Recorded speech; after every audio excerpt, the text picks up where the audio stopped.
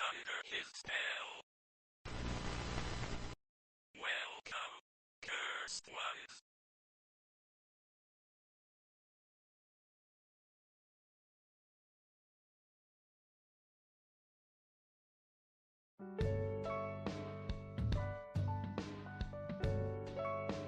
Good evening, everyone. It's your worst nightmare and dream come true. I'm Adrian Hallowell, broadcasting live to you. How is everybody doing this evening? I hope you are all doing well. We have an interesting little thing going on here.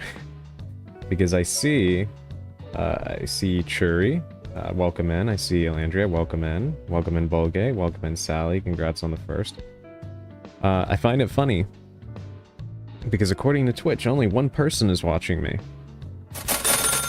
Such a reliable metric. Hey, Bolgay. Bolgay, thank you for the gift subs. Bolgay, why? Thank you so much. We didn't even start yet. I was waiting. Bolgay, thank you so much. I really appreciate it. And we got a hype train. Oh my god. Bolgay, thank you so much for the gift subs. You didn't have to do that. I really, really appreciate it as always. Thank you so, so much. We're gonna have to create a founder role just for Bolgay, I know, right? Yeah, absolutely. Quick, heat the pentacles.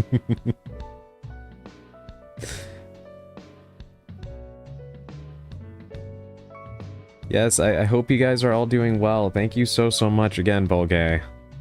In fact, you know what? Actually, last night, Bolgay, I tried out Agent 64 just to see how it ran on my computer. It runs perfectly. Oh my god. It runs like a dream. I don't know if, when I stream it, if OBS is gonna mess that up. But at least from what I played, I tried, like, maxing out the settings and everything. Zero issues. So I'll probably have to tone it down when I'm streaming just because of the, just because of OBS being a hog. But, otherwise, it runs perfectly. So I'm very, very excited to play that. I cannot wait. Told you I'm pretty sure it will work fine. Yeah, you ended up being right about that. It seems like a very well optimized game. I only did the first level because I didn't want to spoil anything, obviously. But I figured, you know what, you know, there was a demo that I never got to try. This is kind of the equivalent of me trying the demo, so I'll play the first level, and it was perfect. It ran so smooth. And let me just say, that game is incredible. Like, it feels just like a spiritual successor to GoldenEye. I know it's what it's supposed to be, but like, a lot of times these things don't actually feel like the thing they're trying to be like. This feels like a Lost N64 game, and I love it. And I cannot wait to play the campaign. So excited for that. So that will definitely be something we do very, very soon. Glad your new game runs well. Thank you, Bolgay. Yes, exactly. Thank you, Elandria. Yeah, I'm glad it runs well too. You never know with my computer. It has a way of making things that should run perfectly struggle. So I was very glad that that was not the case. So if you see it messing up when I'm streaming it, it's likely OBS causing it, because it runs perfectly well on my laptop. Haven't heard of it at all, so complete surprise. Yeah, it's been in development for a long time. I'd had my eye on it for a while. I actually had first heard about it from, of all places, there was a horror game showcase that had aired like 3 years ago or something like that.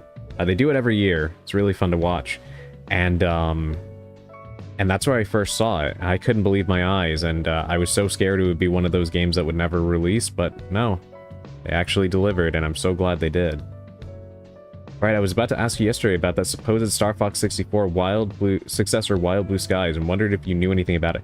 Funny you mentioned that. Actually, I'd heard about that a few days ago. That was the first time I heard of it. I'd actually had my eye on it just to see if it was any good. From what I saw, I heard some mixed things. I think a lot of diehard fans of Star Fox said it really wasn't great, but for the most part, I mean, a lot of people seem like they're enjoying it. It kind of seems like one of those things where it's not of the same quality, which is very, very rare, you know what I mean?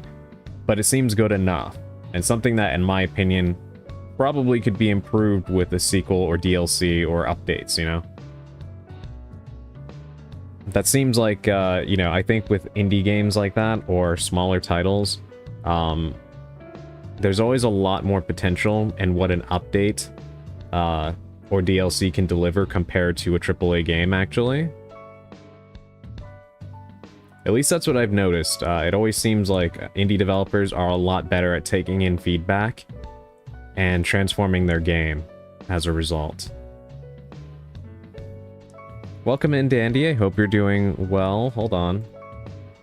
Thanks to Bulgay, we had a hype train, and we just got a new... This is our new emote.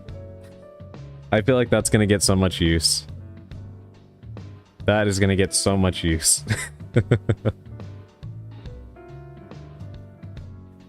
This, honestly, that emote would have gotten a lot of play yesterday when we raided into Mari playing the dinosaur game. Tired? You know, I can imagine. I was gonna ask if you have any follow-up on the situation. I know you said today was supposed to be the day they turned off the water, right? I imagine you probably did a lot of work today on that whole situation.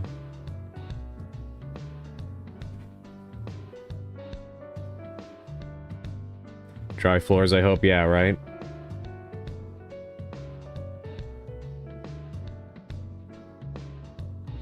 Yeah, that's what I'm hoping for.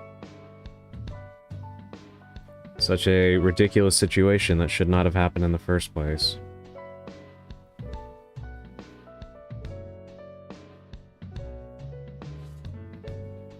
No idea. I'll check when I get home. More moving for now. Got it.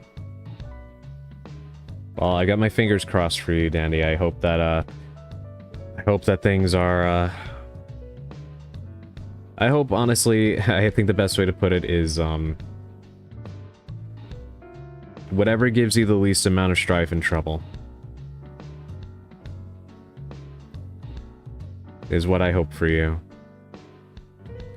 It is very, very annoying, but it always seems like in life, whenever something really good happens, it's like something really bad happens, you know? I hate thinking like that, but it's so frequent. It is very annoying. And I am all too familiar with the, with that formula.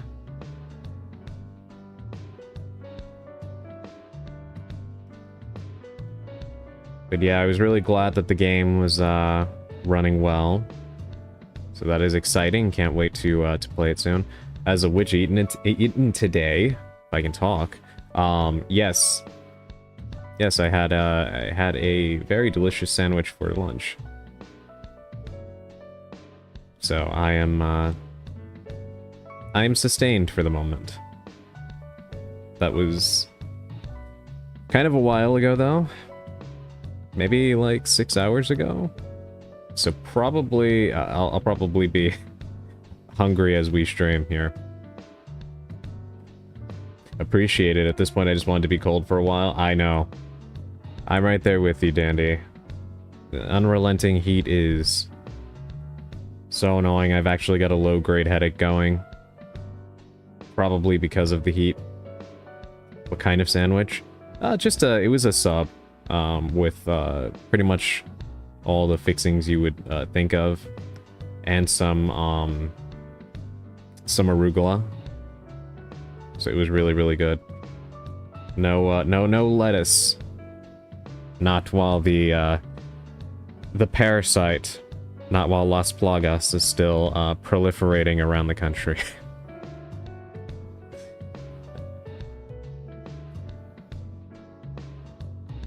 Don't blame you, got room in the cooler if you want.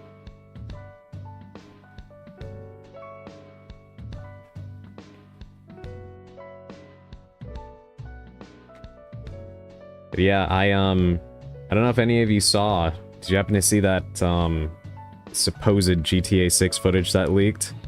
There really wasn't a lot, and there was some debate about whether it was real versus potentially AI, last that I checked, which was earlier today.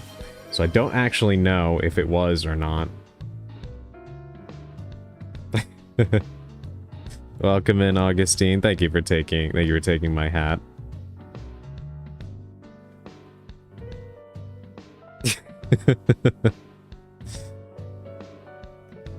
I love that that assortment of emotes there, Dandy.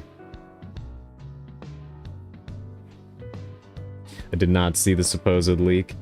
Yeah, it wasn't very much gameplay. It was a very short segment, but yeah. I'm on the clock, so I lurked, but I'm glad I got that. Well, I hope you have a decently good work day.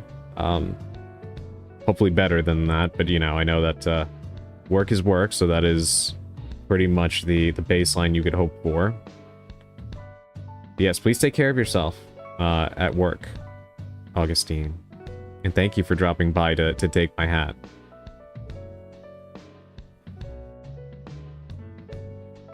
Not sure that series of emotes expressed the increasingly unhinged laughter into tears I was hoping it would.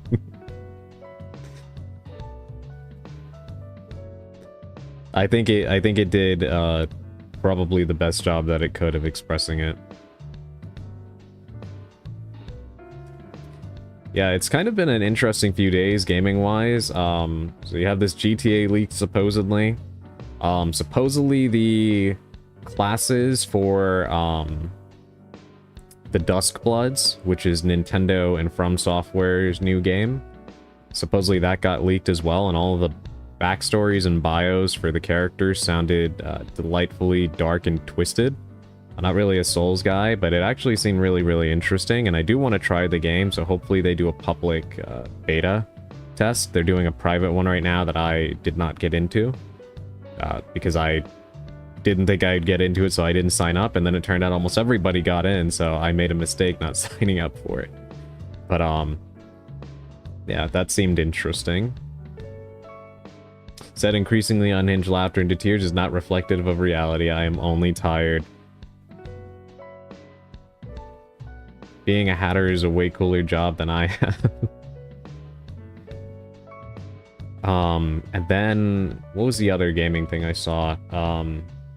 Oh yeah, did anybody hear about Sony? So Sony, and this is not about the discs. They just continue to find other ways to be awful. Apparently, they've been cracking down on, like, shovelware titles on their platform. And that is not necessarily a bad thing, right? There's a lot of AI games popping up on the Xbox Marketplace, on the eShop, on PlayStation Network, on Steam for what it's worth, you know? So, trying to cut down on that is not a bad thing. However, as Sony does, they decide to target other developers for no reason. And so, there's this game that's called, forgive me because I don't remember the numbers in it. It's like Stonks 5000 or something like that. It sounds like a goofy meme game, but it's actually not. Despite using that name, I actually think they probably should not have used that name because it undersells the, what looks like a pretty interesting game. But it's, you are playing as a Japanese businessman in the 90s, and you are like, managing a stock portfolio or something for a company. It's kind of like a simulation type game, but it has like 90s anime style aesthetics. It kind of looks like a PC 98 styled game, for those of you that know what I'm talking about, and for those of you that don't, think of a game like Valhalla. It kind of looks like that visually, but styled like a 90s anime artistically. And it actually seems pretty interesting, and the reviews for it and stuff are pretty good. It's not like a shovelware game, and for whatever reason, so Sony, or the developer of the game, was working on a PlayStation port, and Sony decided to ban the developer from selling their game on the platform because apparently it was deemed low quality, which does not actually line up with people's general opinion of the game. And so that turned into a whole big thing, and now apparently I think they're like reviewing their decision, and basically they're slowly potentially reneging. But yeah, Sony is they're outdoing themselves lately. I'll give them this much. They keep finding new ways to do dumber things. And that in and of itself is kind of impressive. If you think about it, I guess. I lost all interest in Dustbloods. Died the instant I saw it was PvP, PvPvE, but PvP. Yeah, I actually still have no idea how that's even gonna look. I know a lot of people kept saying it would probably look like Night Rain. But I have no idea. That's what is gonna make this little beta they're doing pretty interesting. I was surprised it turned out to be a multiplayer game. But it seems like Miyazaki's been very interested in exploring that realm recently, so I guess I shouldn't be too surprised. We need a parent-teacher conference ASAP. I tried Mistfall Hunters and had exactly this problem. Forced PvP and a somewhat neat PvE environment executed clumsily. You know what? I don't know what it is with developers not understanding that there is a huge interest in PvE games. And it's weird to me because isn't, for those of you that know, please correct me if I'm wrong. I don't know if maybe there is a PvP mode in here. But isn't, Helldivers PvE primarily? Or am I mistaken in believing that?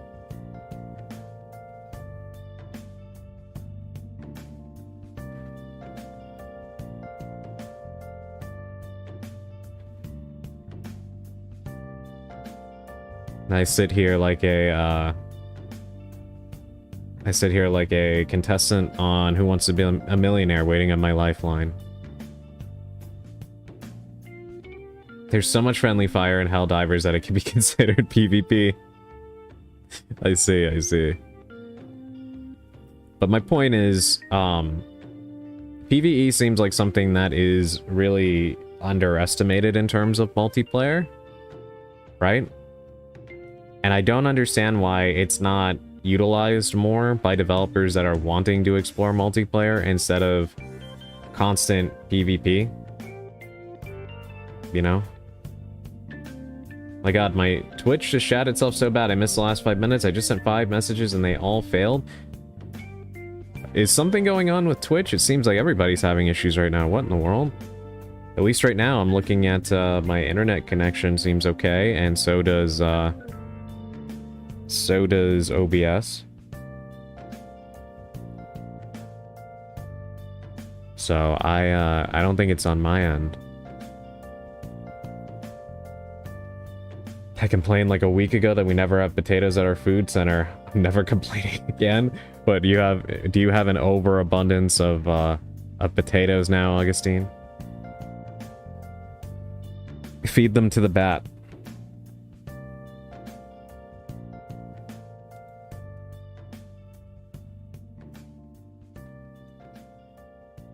Yeah, that's weird if it's not working or it's malfunctioning. Maybe maybe we can ask the AI to fix it. What do you guys think? I don't know. In Dune Awakening, they pretty much killed PvP, then did a survey and said that since 90% of the player base is PvE, what a surprise, every PvP player left, they would be pushing off PvP even more, and now Arrakis is the safest place in the universe. It's laziness. If you make a PvE live service, you have to keep making all the content for PvP live service. The players are half the content. You know, that's a good point, Dandy. Yeah. Welcome in, Navajo Ghost. Kidnap chat and send them all to the Hoth planet. Yeah, cause, you know, in my head, I was just thinking, like,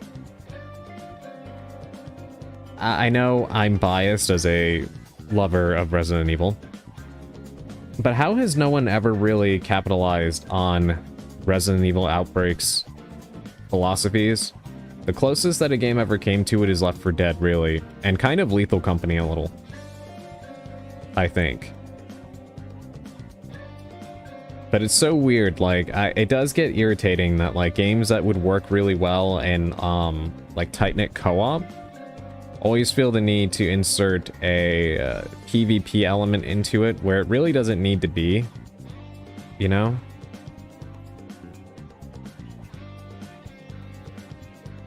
Well, we've been kidnapped, yes.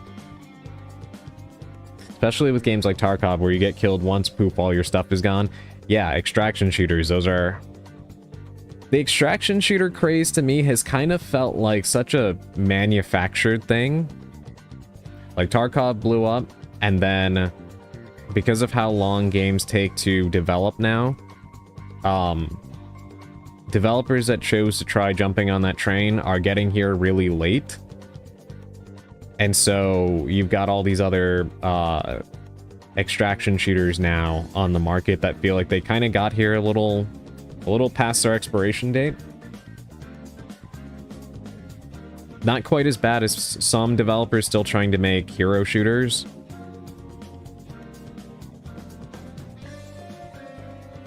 But definitely still feels kind of out of place. That one, I think, Hunter's Showdown game is kind of horror PvP. That seems neat, but way too sweaty for me to ever want to try it. That's the way Mistfall is. I haven't tried extraction games before, so I was shook when a bunch of geared people jumped me 3v2 and I lost everything. Resident Evil Outbreak isn't a well-known title. It's a niche among a niche. Why would devs focus on taking things from it? So, the reason why I point that out is because Outbreak, again, is kind of like a, blueprint for what Left 4 Dead ended up kind of becoming. They are different games, sure, but they operate on a similar basis, right? Just without, like, the puzzle aspect, and of course, no, you know, it's first person rather than third person and such. But that's idea, like the general idea of playing as a group of people and trying to make it to the end of a level using cooperation is kind of what I'm getting at. Not necessarily Outbreak specifically, but just essentially that idea. And it feels so weird that no one has really capitalized on that, you know? No, I agree with you. It had interesting ideas that they definitely should go back to that well again. Yeah, exactly.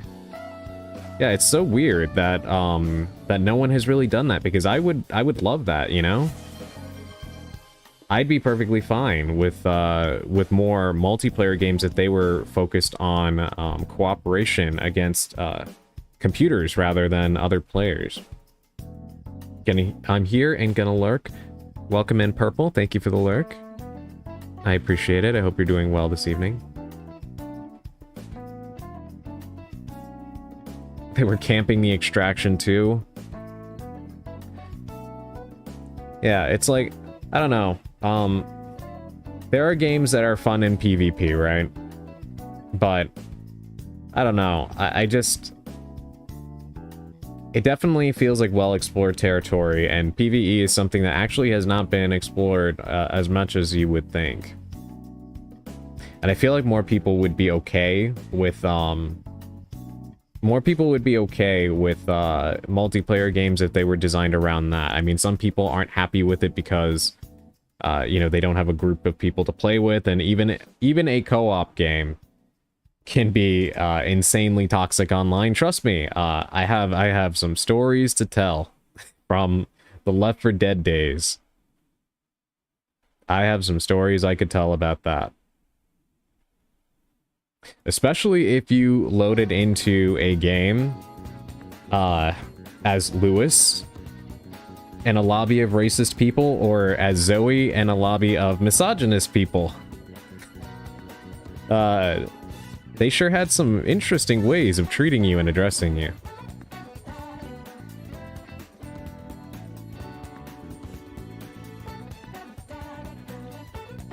But yeah.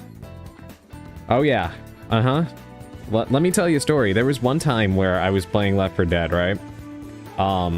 And I loaded into the game, and oh yeah, no, when I say interest, yeah, exactly. It's funny you use the exact same word I was gonna use. Yeah. But there was a time where I was playing Left 4 Dead. Long day of school and everything. I was happy to be done. Just wanted to sit and decompress, play a game. So I boot it up. I load in, and you know, I just hit quick join. So I'm joining a random game. Game is loading on the screen where it shows you like the poster for the level. And of course I can see my gamer tag above Lewis. So I'm like, okay, I'm gonna join in as Lewis. I join in, and I'm already down on the ground, and the entire, like the rest of them are shooting me. And then after killing me, they kicked me from the game. Hello, Dark. Welcome in. I hope you're doing well this evening. I saw you were streaming earlier. I did not get the opportunity to drop by. I do apologize for that. But I hope you had a good stream. I saw you were playing more Silent Hill. And then, there were times where I would, load in as Zoe. And then the whole game was nothing but sexual harassment of players trying to, constantly crouching around, the model's rear. I'm trying to say things in a way that, you know, but I think you get the picture, as well as saying things that were generally, disgusting. So, yeah, my point is, without going too deep into the weeds on this, because I have more stories I could tell, but we really don't need to continue cursed story time with Adrian Hallowell. But my point is, even co-op games can be toxic, so I understand why some people don't even like that in terms of, like, multiplayer stuff. But I would much rather take co-op PvE games over PvP games at this point. With a few exceptions. But yeah. You're perfectly fine. Never need to drop by. Everyone got their stuff. More for chill when it works. Went well. Very productive. Of course. No, I did want to drop by. I just didn't get the opportunity because there was a lot going on today, and I didn't have the opportunity, sadly. But, yeah, I'm glad it went well for you. How close to the end do you think you are? You were at the school last time, right? Let me catch up a little bit on chat. See, Dead by Daylight has a lot of promise to me, but it's just like 30% away from being something I'd actually enjoy. Seems so shallow. Sorry for paragraphs today. I'm at my keyboard. It turns me to a yapper. No, don't apologize, Landria. I like the conversation. I like talking with you guys. But no, I agree. Dead by Daylight is a game that I like, but it is a very sweaty game. There's a few people that I watch that play Dead by Daylight, and they make it look so easy. But Dead by Daylight's a game that's existed for so long now that it kind of feels impossible to jump into. Like, people know all of the perks and what they do. They have certain styles of playing, and it's like, you get in there, and if you stink up the joint, everyone's pissed at you, you know what I mean? If you're a survivor. And if you're a bad killer, then, you know, they run circles around you, literally, and taunt you for it. So it's definitely one of those games that's, it's really sweaty.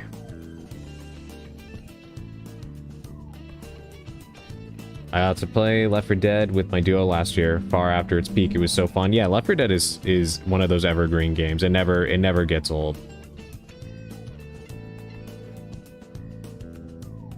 I actually want to try to find some people to do a Left 4 Dead collab at some point.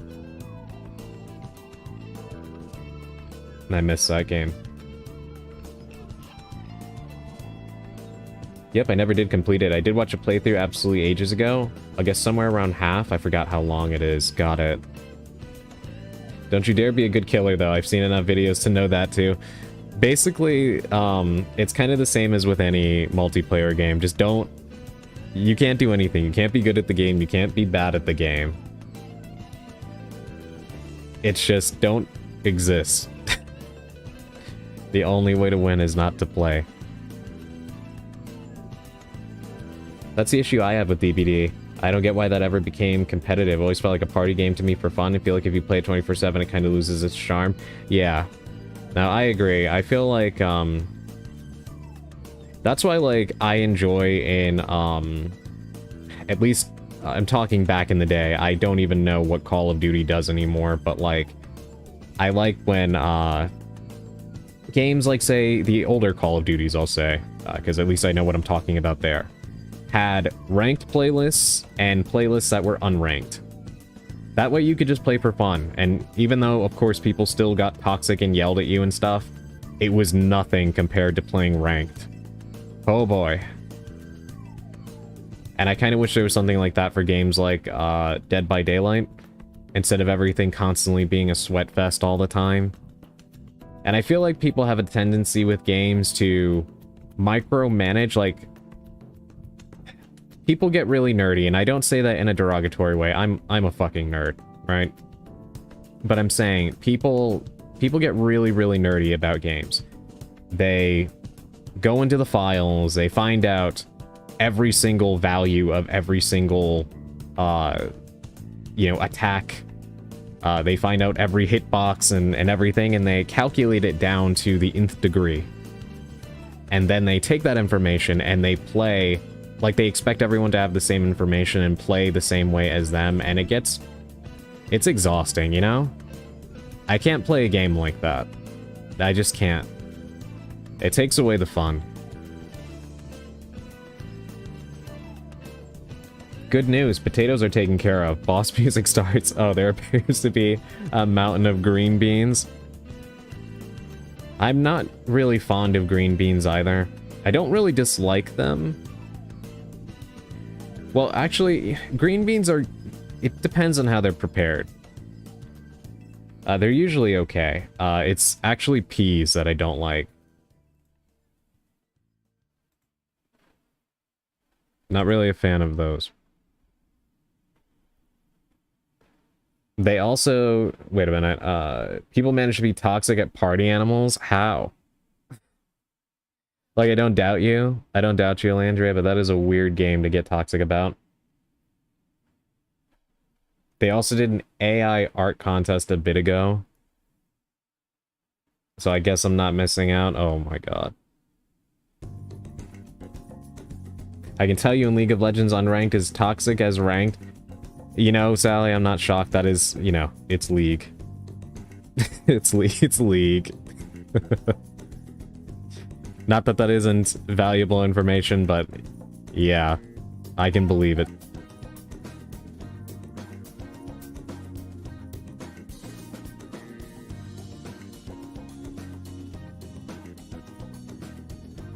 Okay.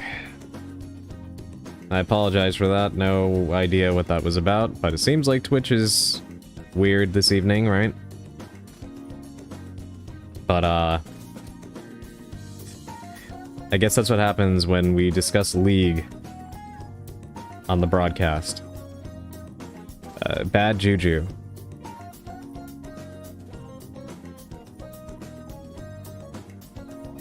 I'm not surprised there will always be those people. Definitely not a competitive kitty. I do like party games, but definitely for the fun. Yeah, I agree, Dark.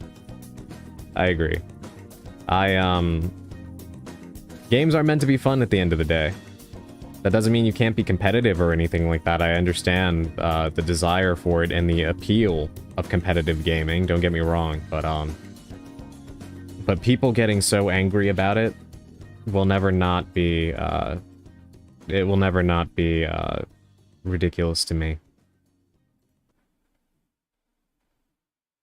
Like, you're supposed to be using this to relax, you know? If your blood pressure is going up while doing something that's supposed to be a relaxing hobby, it might be time to take a step back. Just a thought.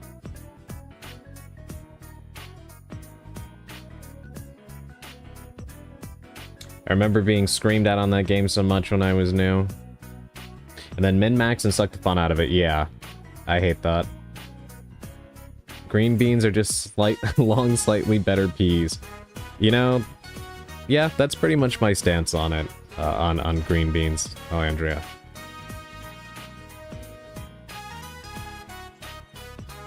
Love green beans, hate peas. I don't know why either.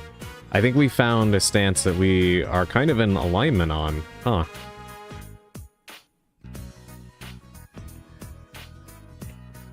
So for instance, I really love Phasmophobia. I played it since release, and to me, it was always like playing a horror movie. To me, that is the reason it's special to me. It's also why when I came across certain people that went full sweat with wiki info, was where I was like, go wild. I just prefer not being told how anything works. I'd rather be completely ignorant as to me. That really adds to the immersion. Yeah. Yeah, I feel the same way with games like Lethal Company. It's really, really fun being surprised and not knowing what kinds of things are going to get to you, you know? I don't really understand the appeal in knowing, like, how every single frame is. That's why I can't get into fighting games, despite the fact that I like them. Like, I like Dead or Alive, I like Mortal Kombat, I like Soul Calibur, I like, trying to think, what other fighting games do I like? Well, Smash Brothers, obviously, but that's a fighting game and party game. There's one I was trying to think of, but yeah, point is, I like all these games. But I can't... Oh, Street Fighter. I like Street Fighter as well. But people get so serious about fighting games that it's such a turn-off to me. Like, I can't... I don't know. They literally, you know, memorize every single frame and everything, and then when you see the way that they talk about it, it just feels like it sucks the fun out of the game, you know? Which, you know, to be fair, I understand some people do find that fun, so I'm not trying to rain on anybody's parade. Believe me, I don't believe in doing that. I'm not the type of person to shame someone for enjoying something different or just because I don't understand it or whatever. I actually really fucking get annoyed with people who do that. But it's just for me personally, I find that it greatly lessens my enjoyment of a game if I have to go and try to learn every single frame of everything. Like, it's fun to just leave some things up to, you know, a degree of skill, and some of it just being, I guess if you want to call it luck, or just the fun of the randomness of the game, you know? I would never shame anyone unless it was very, very funny.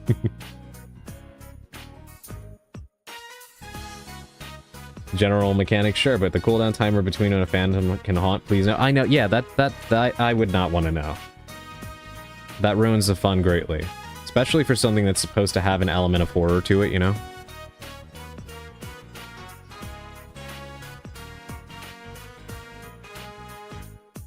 This reminds me of the time I entered a tournament for Call of Duty Ghosts. I was paired up with a kid, like 13 or so. I didn't really care, just played for fun. Turns out we ended up winning. That is awesome, Bulgay. That is awesome.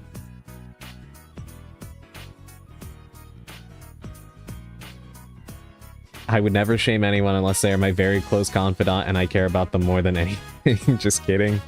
Literally what I meant.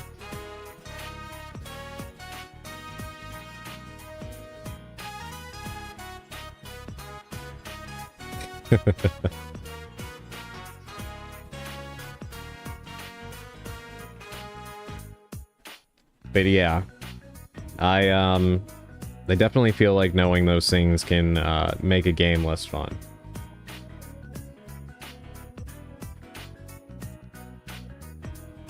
But on that note, it does make me wish that, like we were saying before, I want more PvE games, and honestly, I want more multiplayer horror games.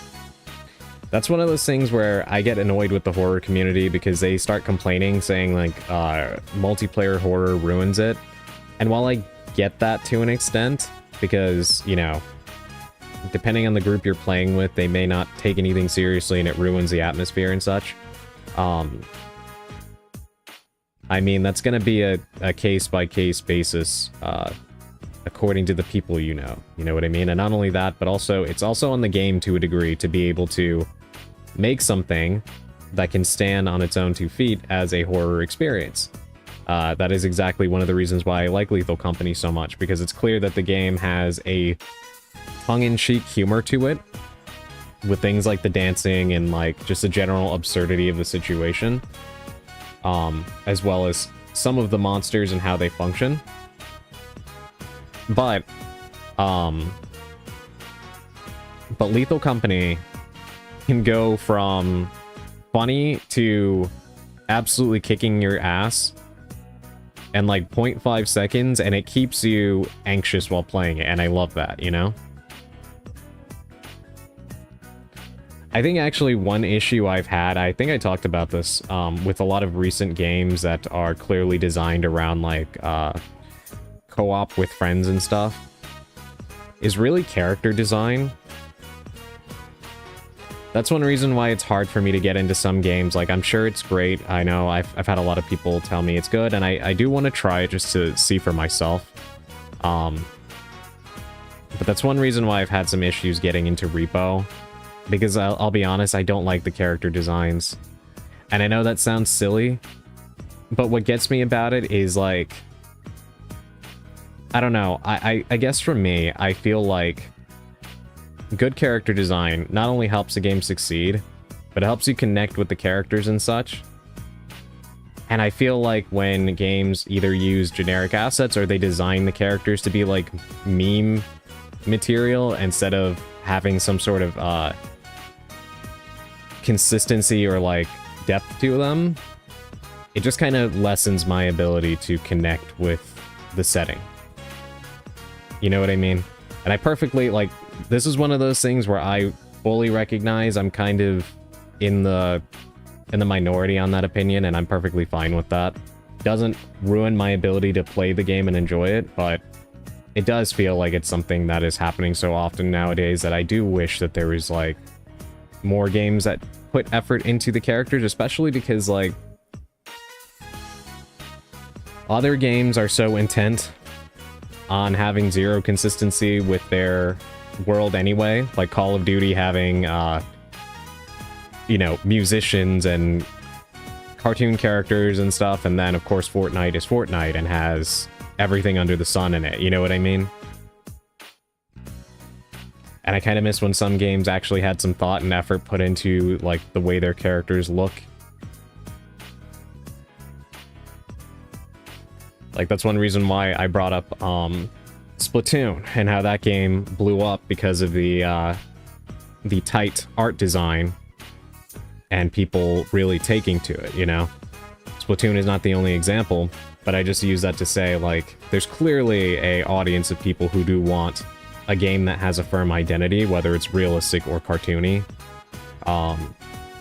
and sticks to it as opposed to completely trampling over it with throwing in just random celebrities or characters from other media in place of their own proprietary designs, you know what I mean? No, it's understandable. I don't mind it myself, but I respect it. Yeah, like I said, I know for a fact, it's one of those things that I'm kind of in the minority on, but, I don't know, I miss that. But I guess it might also be the part of me that is, I get really into, like, lore and stuff like that, so I like having something I feel like I can connect with, you know? Rather than something I'm only meant to laugh at, especially because for me, I don't know, I have a certain kind of sense of humor, so that sort of thing wears off for me really fast. Like, hearing a friend's voice come out of this goofy little ball thing, it's like, it's funny for the first 5 minutes, and then I get over it real quick, you know? But that's just me. But yeah, I do wish that there was more good multiplayer horror games. I do see your point, especially about COD and Fortnite, although with Repo, I tend to find the characters endearing. Maybe more customization would help. Yeah, I mean, I suppose it would. Yeah, like I said, it's one of those things where I definitely know I'm the weird one on that. I'm trying to think if there's any other... Is there any other, like, prominent horror games right now that are multiplayer aside from,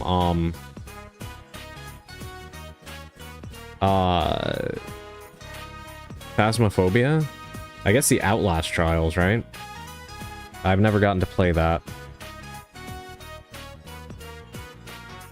COD lost sight of their roots, honestly. Oh yeah, definitely, Bolgay. Yeah. I can't even imagine how a multiplayer game would go in something like that. Like, at least with Fortnite, they started doing it early. So it became, like... The lack of its own identity kind of became Fortnite's identity, you know what I mean? So, while it's still something to discuss, it's like, alright, that's Fortnite. I think having a cartoony art style also helps. But with Call of Duty, it's like... Definitely something to be said about, you know, depicting what is supposed to be, at least in, like, the Modern Warfare games, and some of the ones that are supposed to be somewhat slightly related to actual historical battles. Throwing in, you know, celebrities and stuff like that where it gets weird. That's what you meant, I get that. That's valid. Older games have a manner of being unique. As I feel back then, it was harder to find direct answers and references, so I guess inspiration came more from themselves rather than what developers could be exposed to online. Yeah. Really like Damned, Remnant Records, Signs of Silence, Pacify, Demonologist for co-op horror. I'll have to look into some of those. I've heard of Demonologist. I have not heard of the others. There's one game I saw that you'd probably like. I'll have to find it again. When you find it, please send it to me, Bolgay. I'm definitely interested in checking out anything that you guys have to recommend. What do you mean you don't want Miku introducing you to her double barrel in Call of Duty? Yeah, see, that's like... Again, I don't really have an issue with that on, like, Fortnite just because they made it their identity pretty early. But in Call of Duty, no. Very much I would not like that. It just doesn't fit at all, in my opinion.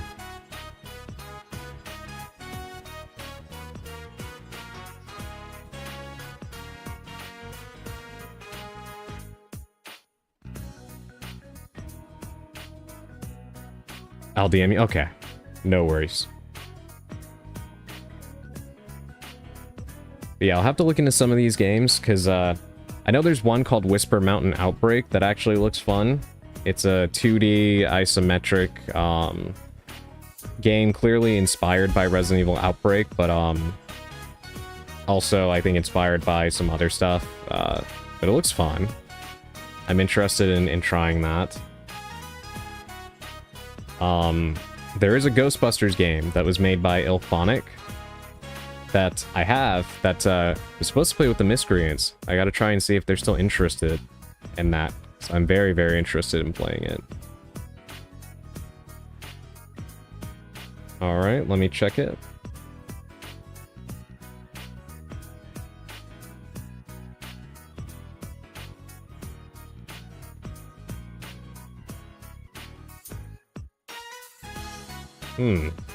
Let me check this out. I've not seen this before.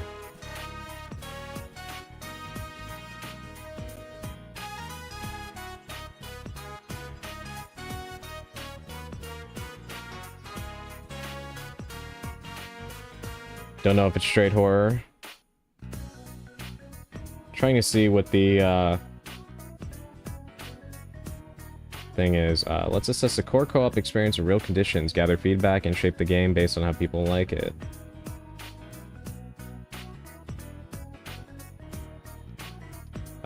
Enter unstable rifts, survive otherworldly creatures, and grab bizarre ingredients to fuel a secret between a brewery hidden beneath a British pub. Hazard Levels is a 1-to-4 player physics-driven co-op survival horror game where the deeper you go, the stranger it gets. Just make it back before last orders. I like the concept. Yeah, I'll have to look at some of the footage from it, because I'm looking at it right now, but I also have to be careful because OBS doesn't like when I do too many other things outside of sitting here.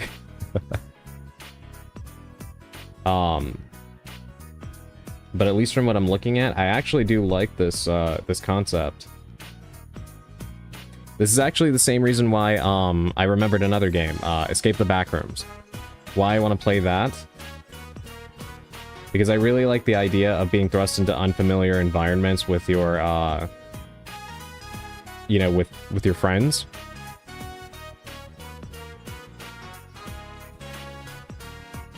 And I do like the designs of the characters and stuff, because I know I've talked about not necessarily being the biggest fan of, like, anthropomorphic animals and stuff, but I actually like the design of this, and I find it way more interesting than something that's memey. Like, they actually have design to them, and they look pretty cool. I like the fox guy. Looks really interesting. I've got one Cthulhu game, second part of the series, but I still need to try it. Oh yeah, The Mound. Omen of Cthulhu is one I'm excited for as well, but my buddy kinda busy to delve into it properly right now. I think a game based off the children's chapter book series of Spiderwick Chronicles could have potential as a co-op horror. A little random to bring it up, I know. I haven't thought about the Spiderwick Chronicles in a long time.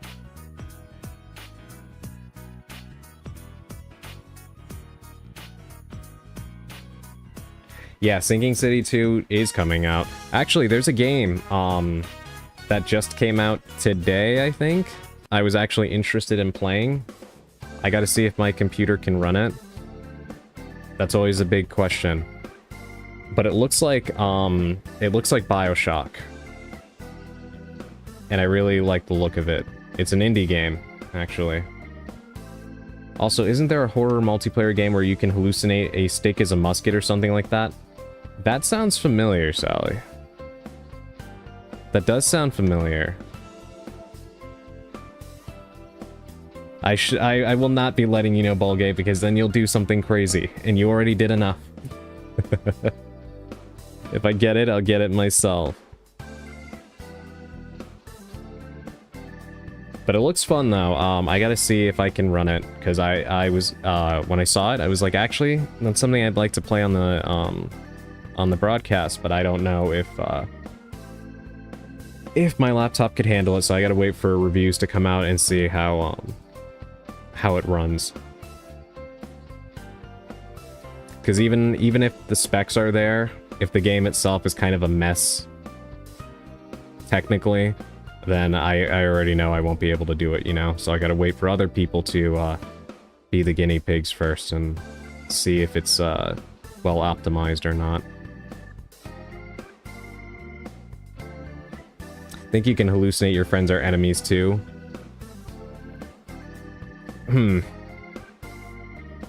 Yeah, that sounds very familiar.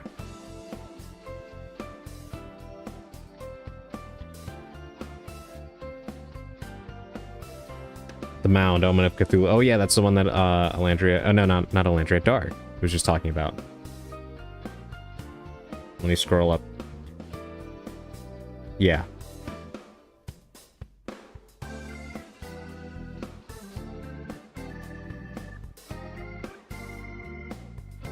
I'll have to look into that.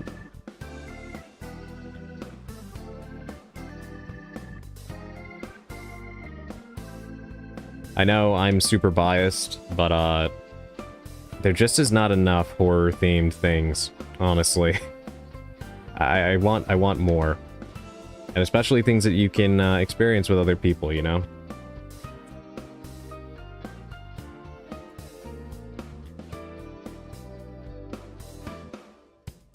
I find it incredibly fun playing games like that with others.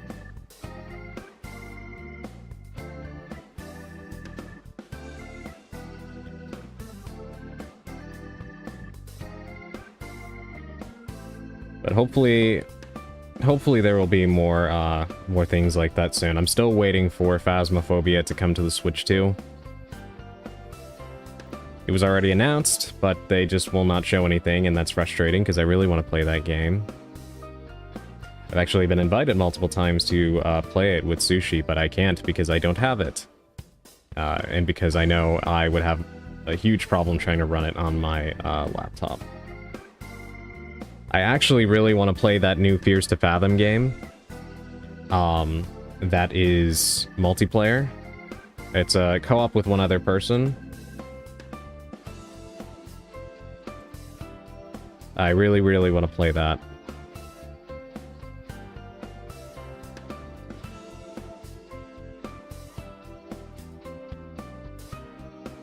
But that, again, I know, at least based on what I heard, it's kind of glitchy. I don't know if the developer patched it yet, so I know I probably have some issues with that. So definitely need... That's probably one of those, wait until I have a desktop games. And then I need to figure out who would even be interested in playing that with me. Thank you for the hydrate.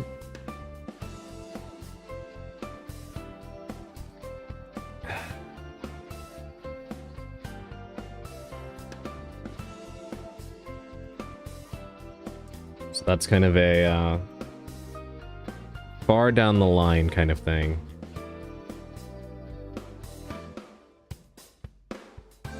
But yes, we will go ahead and get into our pre-game tarot card pull, and then we're going to go ahead and play some more Chronos.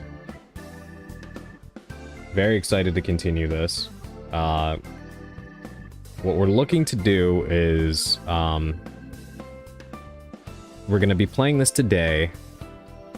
My intent is to stream again tomorrow. I know I normally talk about this at the end of stream, but I just want to try to outline something here.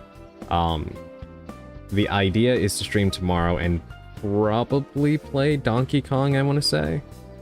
Because I think I'm very close to finishing it, and I want to finish it. Because I really want to play Agent 64. But I don't want to keep starting games and, and not finishing others.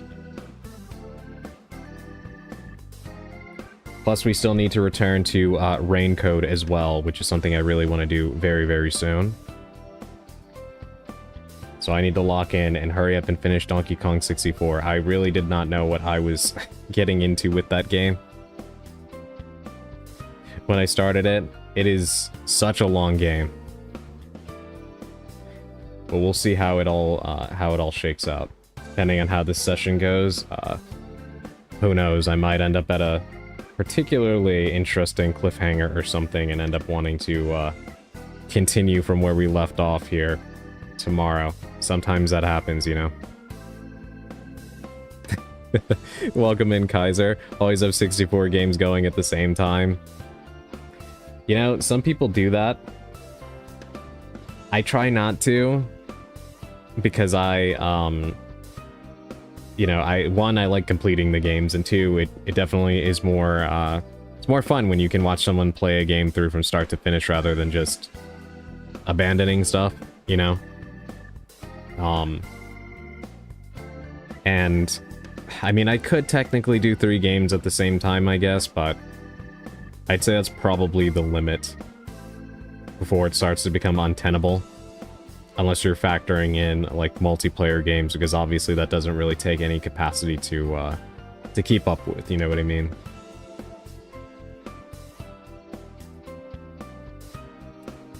But yeah, I want to finish Donkey Kong 64 so we can get that out of the way, because I really want to play Agent 64 as we continue Chronos.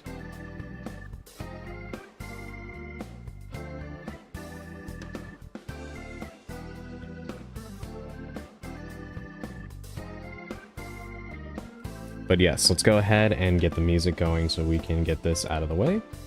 And then we will we'll continue chatting as we play.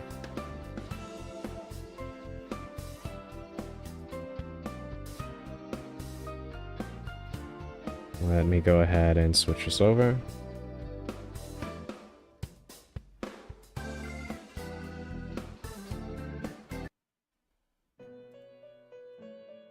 Alright.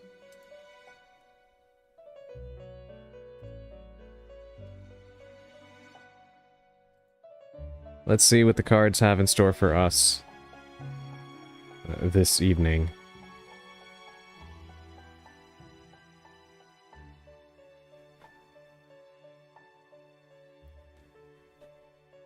Today's card is Judgment in the upright position. Judgment is a very, very interesting card whenever I pull this card. It's kind of a... Not a shock to the system, but it carries heavy weight. Judgment can be very, very positive, or it can also be somewhat damning.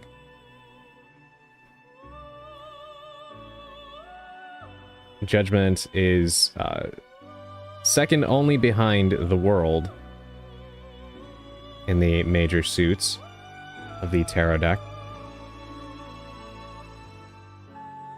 And Judgment, as the name implies,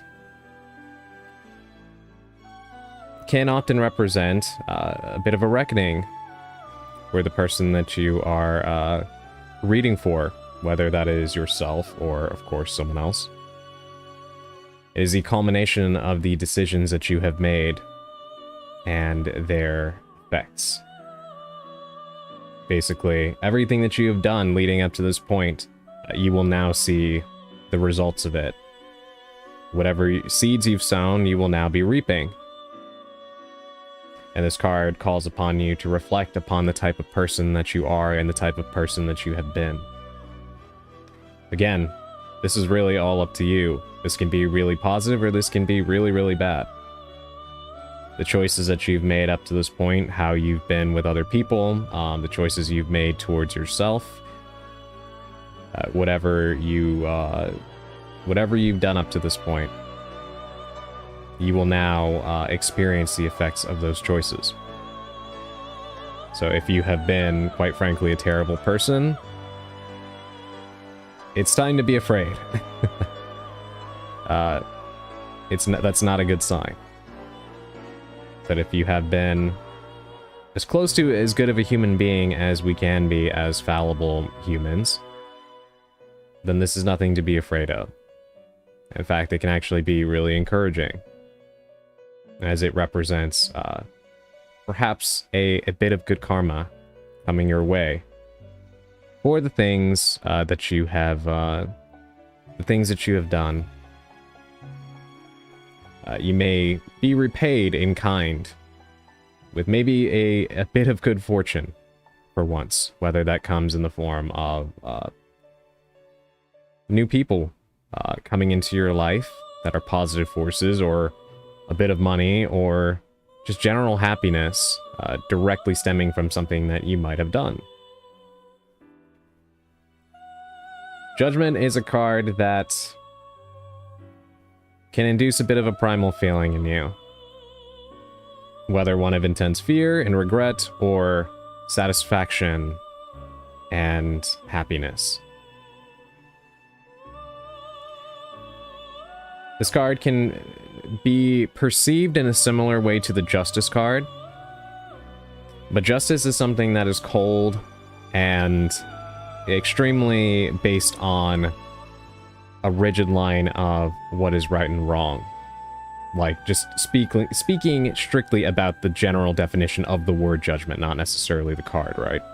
But the Justice card will usually focus in on that sort of sentiment. So something a little bit more logical, right? Whereas Judgment focuses in on more than that.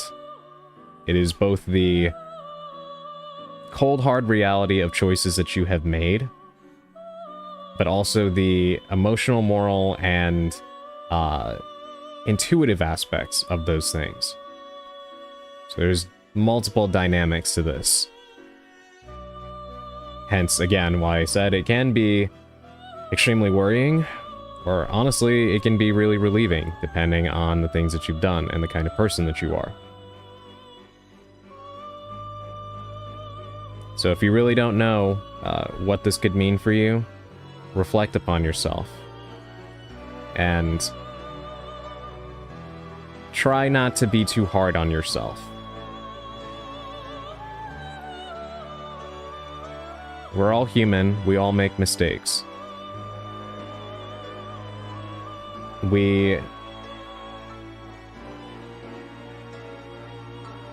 How do I put this? Because this is one of those cards where honestly I could kind of really get deep into the weeds about this. I try to keep it kind of as succinct as I possibly can and easy to digest. But I'll just say this. Our perception of ourselves and the choices we've made are usually not as clear as you would think. We have a way of magnifying our mistakes and making them worse than they really are. And then the same token, we also kind of have a tendency to believe that we are better than we are. This is where, as usual, a balance usually will be called for in terms of assessment. Try as much as you can to look at the things that you have done in as close to a non-biased light as you can get. Hard to do when you are yourself. Try to give yourself a little bit of grace, but also don't let yourself off the hook for things that you know you've done that, you know, might have caused other people pain, or, you know, things like that. But either way, try to have faith in yourself. Try to have trust in the person that you are and the person you've been. Either way, you can't help how you will be judged, whatever that means to you, whether you believe in a higher power, whether your fear of judgment comes from said higher power or other people, a specific individual, or, you know, yourself. All you can do is try to always be better, and that option will always be there. Right? It's never too late to move in a better direction if you feel like you've been going in the wrong one. So don't take this as the end. Whatever will happen, will happen. All you can do is try to move forward from it and try to be better.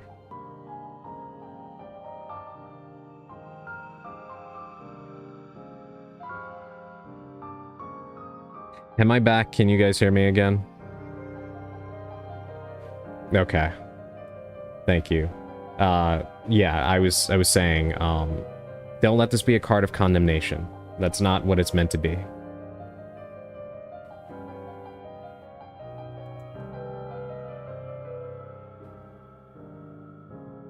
So trust yourself. Believe that you have made the best choices that you possibly could make throughout your life, and if you haven't, then this card really isn't telling you anything you don't know. If you already know you've been making bad choices, and you know. Question is, what are you going to do about it? And how will you handle the results of your actions coming into play? You understand? But yes, that is our pre-game tarot card reading. I apologize for the whatever happened to the connection. And I know I kind of blathered on there for a bit longer than usual, but I feel like Judgment, for me personally, is one of those cards that takes a lot of rumination to properly understand, and I wanted to try to be as thorough as possible without being too verbose. Ultimately, what kind of card it is really up to you. And like I said, if it's something that you find yourself nervous about because you can think of explicit examples of bad things that you've done, then the card isn't telling you anything you don't already know. Except that, obviously, there will be ramifications for those things. But unless you've done something that you legitimately cannot take back, you know, in terms of on the awful scale, something that's going to land you in jail or otherwise, then, you know, that cannot be, that I can't help you with. But anything else, even if it's a bad mistake, you can always be a better person. You can still keep moving forward and trying to be better than you were yesterday and better than you are today. So let it be a card that inspires you to inspires you to be better so that the next time that you face a mirror and you are faced with the prospect of judgment, you can be proud of yourself as opposed to afraid. You understand? I hope that made sense.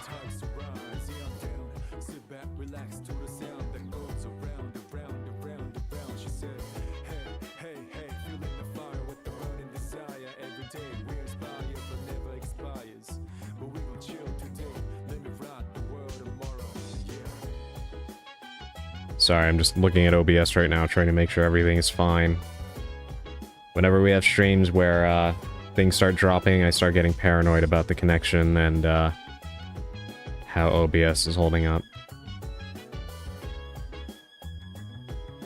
But it looks okay right now, so hopefully we're all good. I think this card is a good thing if I'm correct about what it's about, or maybe it's a bad thing. Don't overthink it, Elandria. That's what I would say. Negative thoughts are winning. Don't.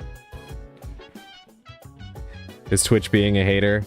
I don't know if it's Twitch, OBS, or both, but Twitch has been definitely acting weird tonight, Augustine. Telling the lemonade seller not to sell lemonade.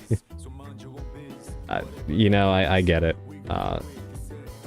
That's one of those things where it's do as I say, not as I do. But, But I think, you know, the reason why I say that is this may not be comforting. In fact, this might be more anxiety-inducing, but one of the realities of life is that no matter what you think or feel about something, it's gonna happen anyway, right? So, it's...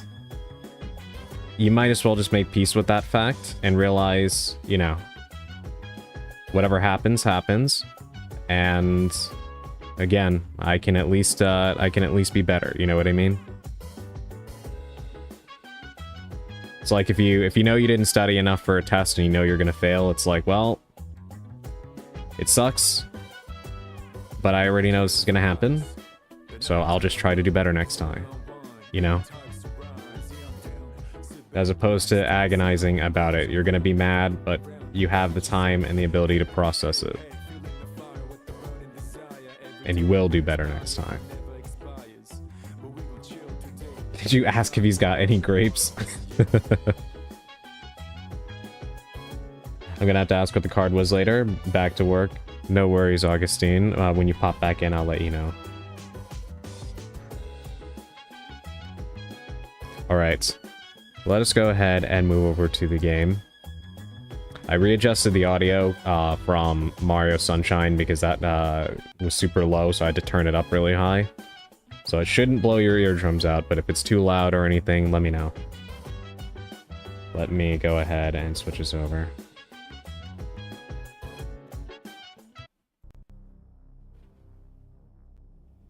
Alright. Waddles away.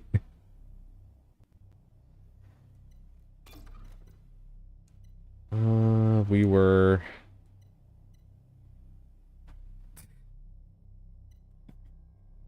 Remember what I said, chaos.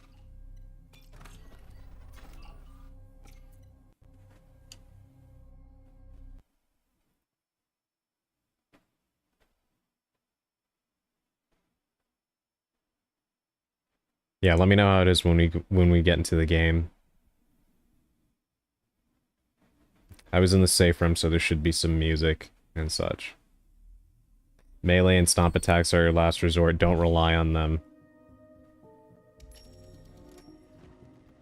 Incredibly ominous.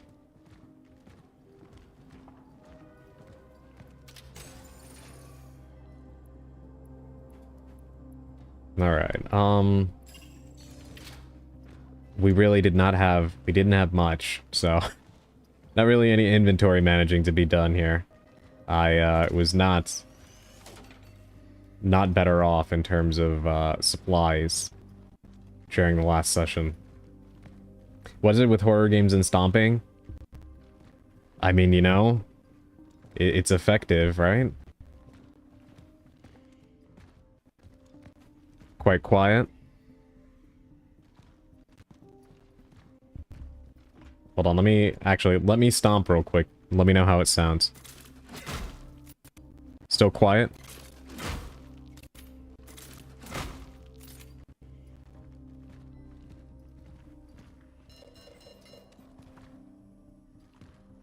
Quiet compared to my voice. Okay, I'll turn it up a little bit. Okay, I turned it up a bit. It probably won't be noticeable until things get hot and heavy because the safe room music is quiet. But, once I'm out there and such, let me know. I need health. Can I buy health? That is the question. I don't want to ruin my shoes. The game with the most,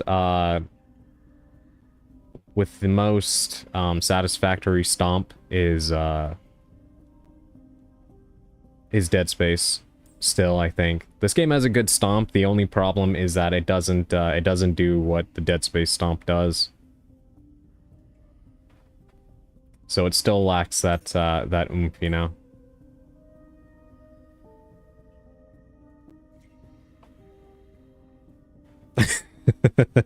Exactly, Elantria.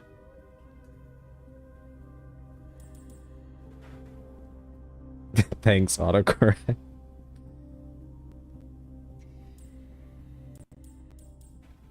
Alright, I'll buy one, just to have it.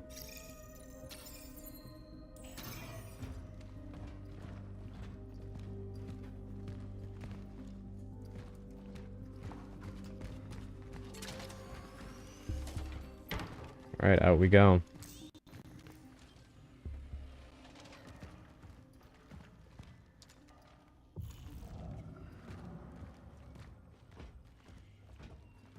Thankfully, this game has a little reminder of what you were doing.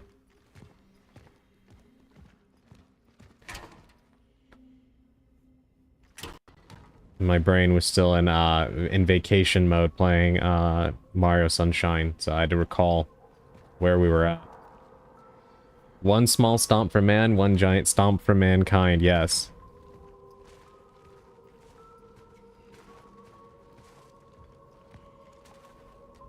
I actually don't know what kinds of things I'm gonna find at this part of the game, because there's something going on right now, narratively, that makes me think other things might be here, but I'm not sure yet.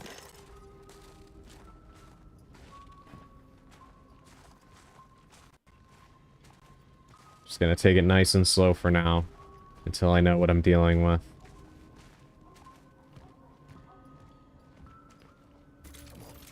Fact.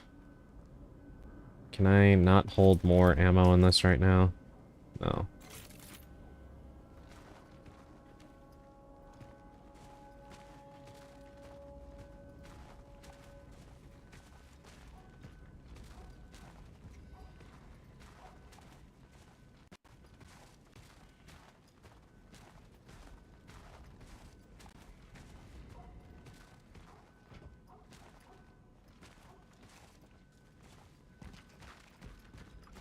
Alright, what does this say? I've got the keys. Do not try to fix the door. It's not broken, for God's sake. It's locked. I locked it. I locked it to keep people out. I can't make this any more clear. If the situation arises that we need to use this place for shelter, come to my office in the basement of block number 33. I will assess the situation, and only then will I provide the keys. Your superintendent, Janek Lees.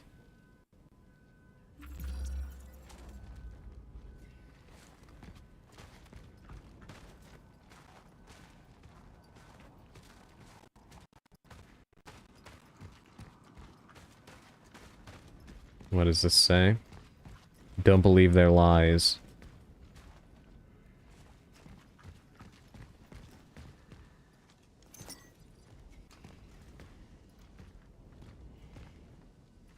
Wasn't there a movie where that was written on like a Polaroid or something and it became like a meme? Is that a cat?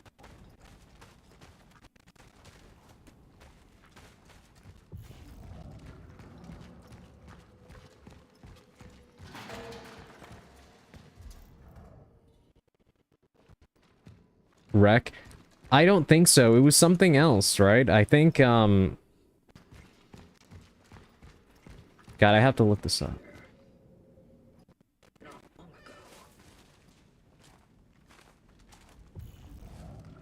Yeah, there's something...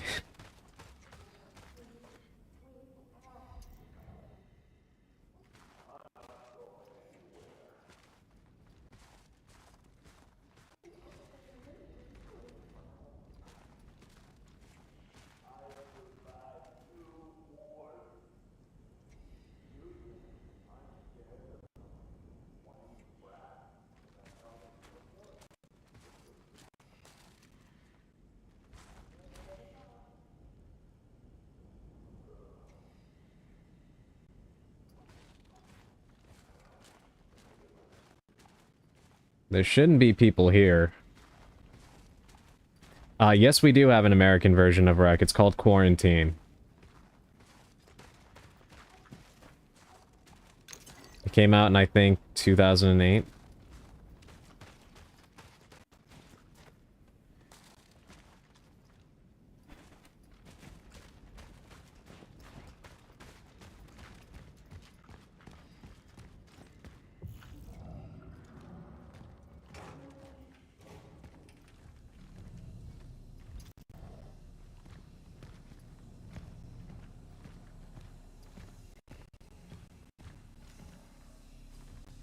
A lot of open doors here.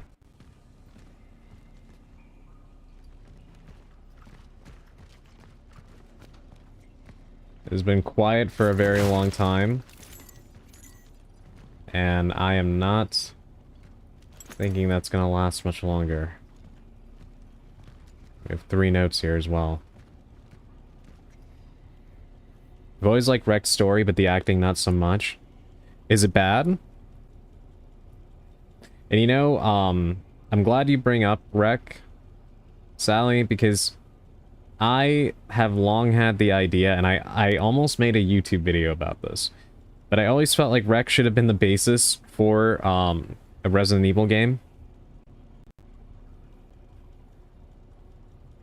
Honestly, I felt like that's what a true follow-up to RE7 should have been.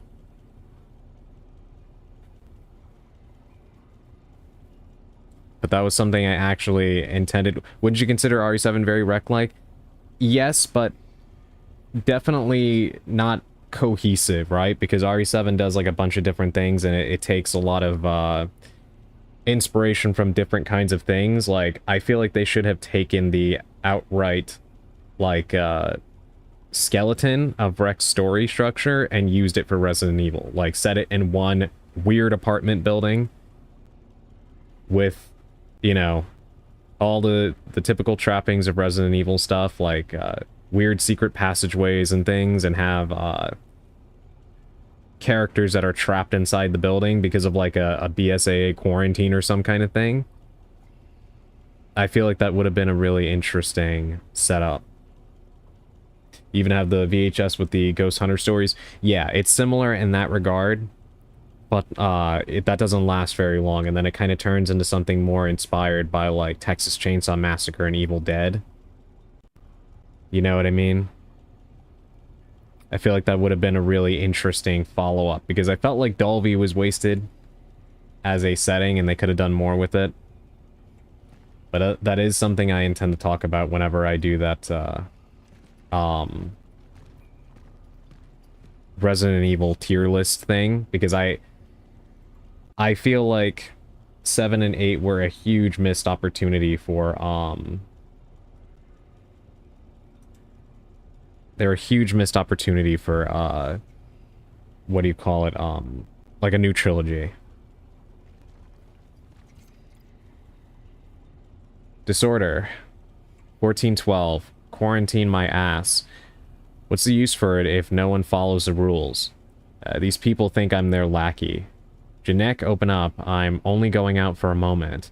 Janek, my mother is sick. Janek, I have to get some vodka. Don't these people understand the seriousness of the situation? From now on, I am adamant. Starting from 10 o'clock in the evening, the doors to the building are locked, and the only person with the key is me. 1512, I have lost the key. Chat. Chat.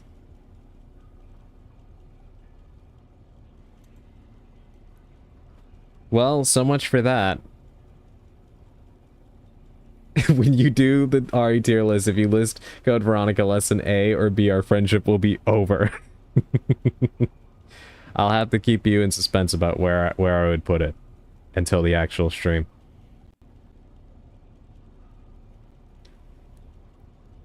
But my god. This guy talked a big game and, well, he lost the key. I don't know if I can show that on stream. Yeah, that is an inappropriate poster. Number 94, 1612. Tension among residents is rising. It was only a short time ago that the brawl over that old Wazenak woman's condition was quelled, and suddenly, a new shitstorm. Residents of the building are complaining that the basement smells so bad that they can smell it in their apartments. And how could it not stink?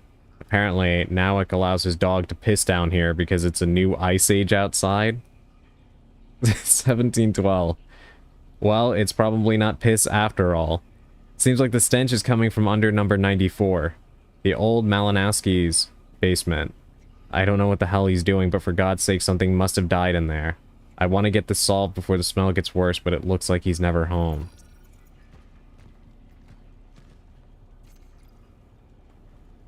The ultimatum. 1812. I made a new set of keys, including the ones for the shelter. I keep wondering where I lost the previous ones. And maybe that freak stole them? I bet he's up to something bad. He keeps hanging around the basements. From now on, I will carry my keys with me at all times. Alright, are we gonna take bets on if he lost them again? 1912. Or actually, I just realized this is, it's a date, but it's backwards from how we do it in the US. So this is December 18th. December 19th. Alright, the stench has become unbearable. I left Malinowski a note with an ultimatum. If he doesn't clean up his pigsty today, I'll take a crowbar and throw all of his rotting stuff into the dumpster. December 20th, I'm getting the crowbar. Okay.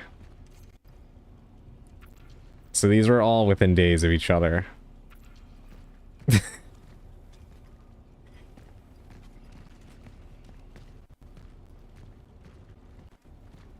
These notes were, more humorous than I was expecting down here.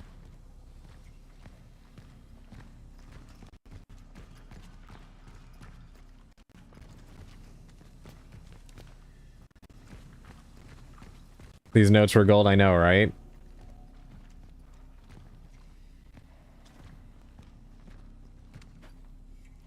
Guess we gotta go further into the basement, right?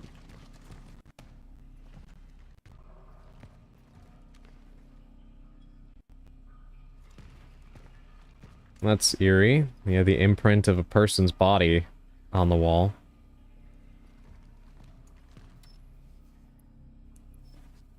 Of course, I left my crowbar in the safe room.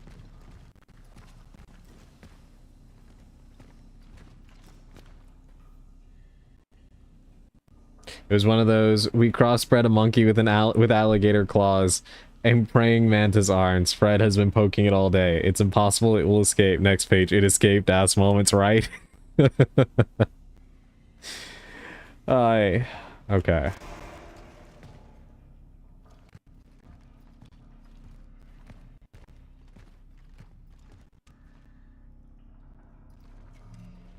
Something is definitely down here.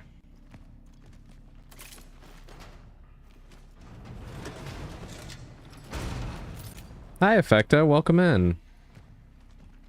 How are you doing this evening? I'm playing more Chronos: The New Dawn right now. Waiting to get jumped in this dark basement. How are you doing?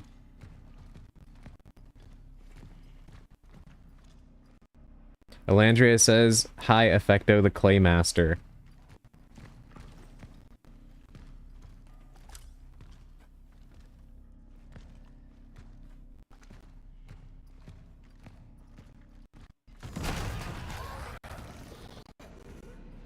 Knew that was gonna happen.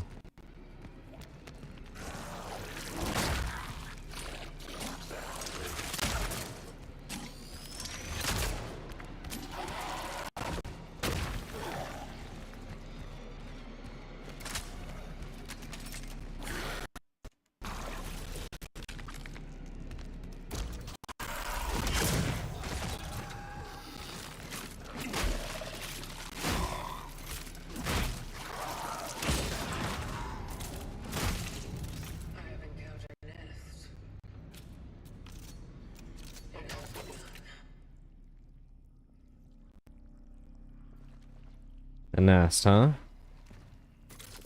Perfect. Gotta have my volume up pretty loud to hear the combat. Might be better with headphones. Effecto says, hi, Landria. I have a title now. I'm tired. I didn't miss the cardiovascular system at all. Claymaster, that sounds powerful. I think it's a pretty fitting nickname for you, Effecto.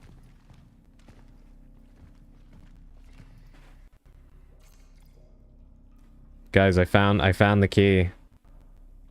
Shelter key, a key once held by the building's caretaker.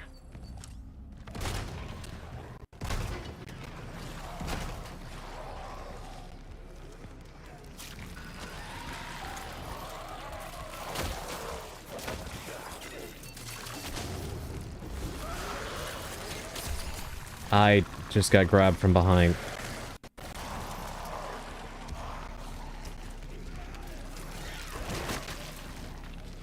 Okay, there's a lot of them here.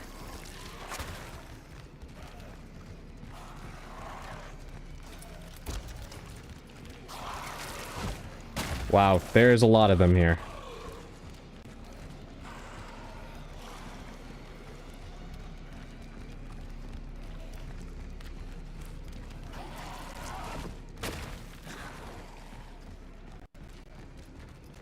This is not a good place to be. Alright, time to squeeze.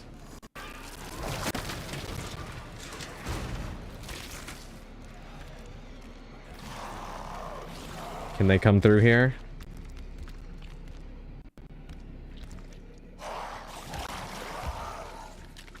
No, I don't think they can.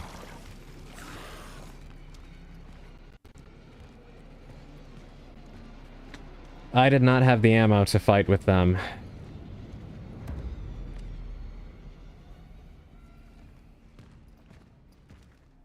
I don't know if they're gonna stay there, but I know this is a Dead Space kind of game, and it reminds me of Revelations 2 usage of Brown. Yeah, I agree. Mind you, at nearly... Why is he in a corner? Mind you, at nearly kissing that monster.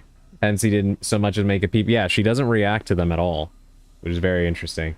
Thank God for those Resident Evil 2 invincibility frames and moving objects. Yeah, I was thinking the same thing. I was kind of counting on that working, and I'm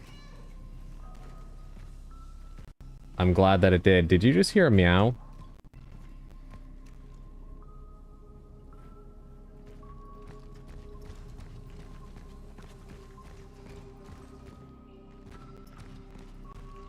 I thought I was seeing a cat before, and then I thought I just heard a cat now, but...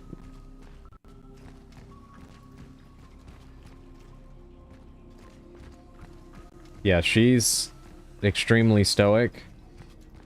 She reacts to things happening in the story, but she never reacts to...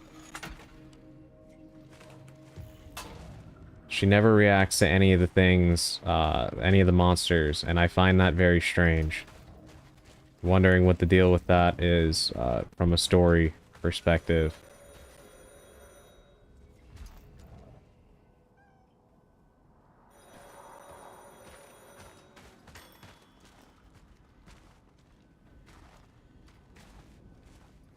That phone was just ringing. Something very, very strange is going on. She worked retail, that's why. Effecto, until the story tells me otherwise, that's gonna be my, my headcanon.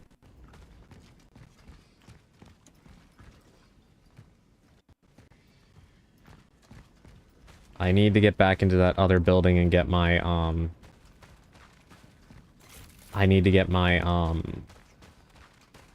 bolt cutters, because there was an extra room in there. And if there's even a slither of a chance that there's extra ammo and such, I want to go back.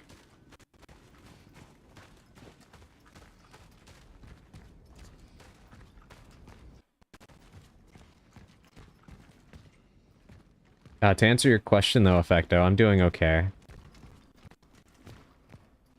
Thank you for asking.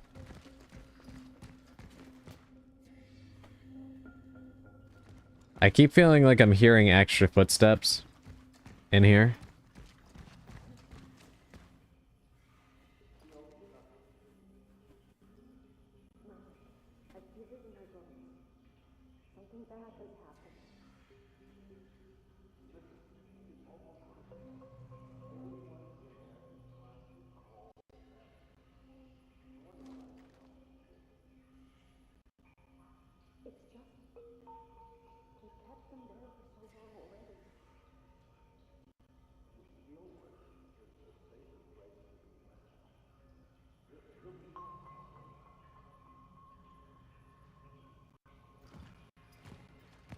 I can't tell if these things are really happening or if she is just hearing stuff.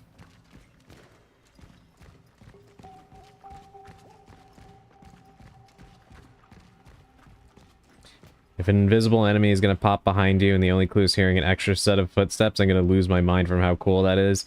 Yeah, that would be really cool. I would also be pretty shit out of luck. Because I do not have a lot of ammo right now. Alright, let's get the bolt cutters.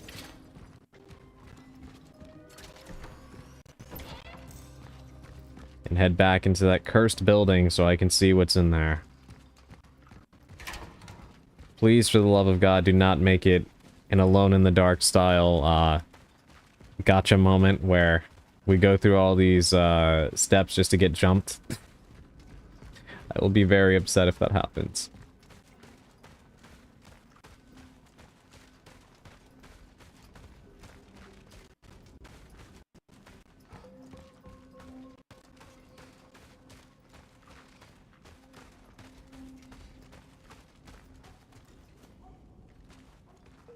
Anything here at this playground?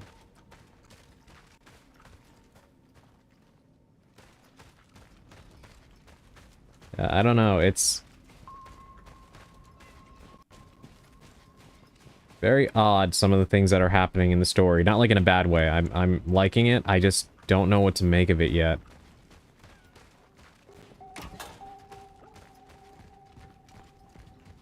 I'm a pacifist, said Edward calmly to his greenish clone after murdering entities through 3 games. I know, right? The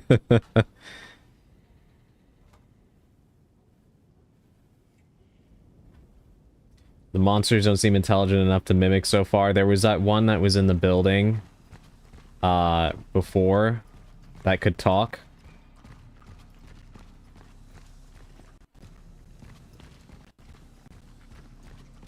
But so far that was the only one to the contrary. Alright. Let's see what's inside.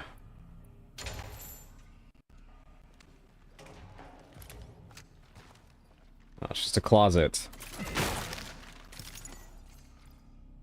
Fan heater, valuable. A valuable electrical item from the past. Although inactive today, it can be exchanged for energy in the workstation. So I have something I can sell. That's pretty much it.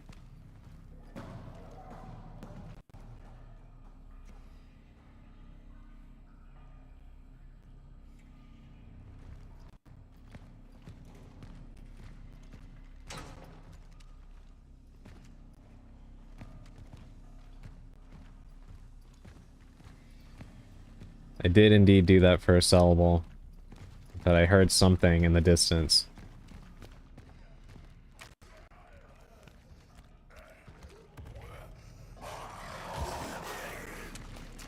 They're still over there and they're still pissed. Look at that.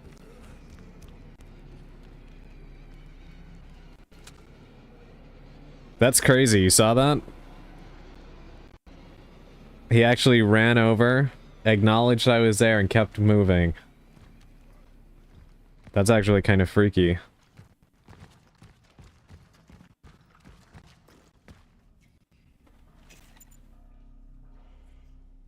Yeah, he did not like seeing you. Yeah. I don't know if there's anything else over there, but I don't want to go back there and find out right now. Of course they're there. Where are they gonna go? They could go over this. But thankfully they've decided, moving objects is too hard for them.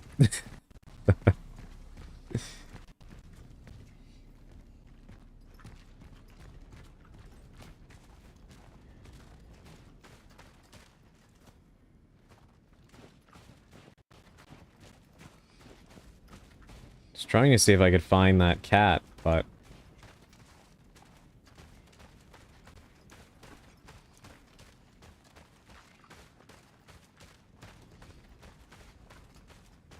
I don't see it anywhere.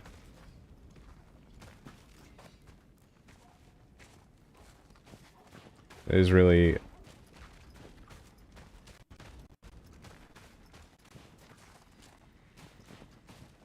I thought I heard a dog barking in the distance as well.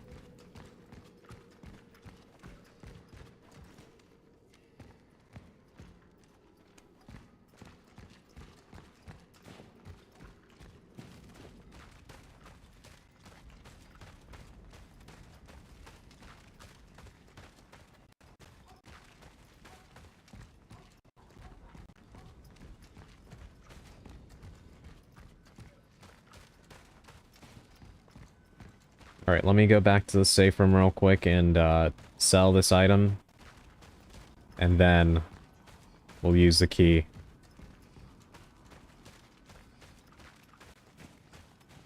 The corpse under the bricks in that one corner was creepy.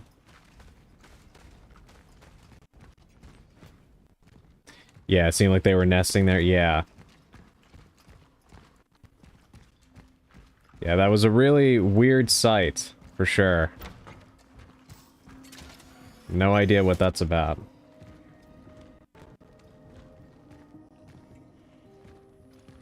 That's the first time they've made mention of any, nests. Where's the store thing? Right here.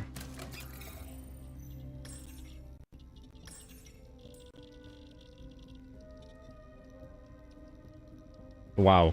2,000. Glad that I sold that.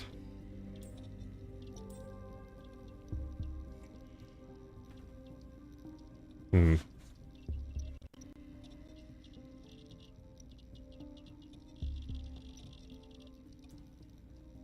When a Papa Zombie and a Mama Eldritch horror being love each other very much.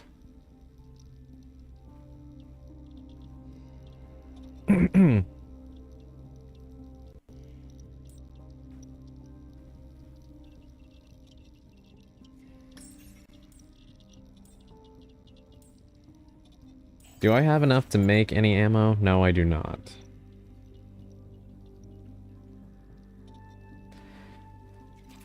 And I'm quite low on everything. Here's what I'm gonna do for now. We're gonna drop a save.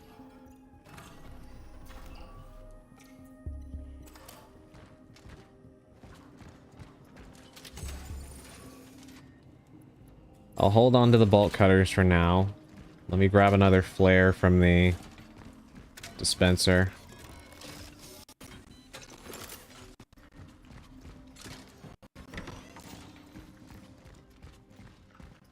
Now it's time to see what this key does. Hey, welcome in, Chili Dog.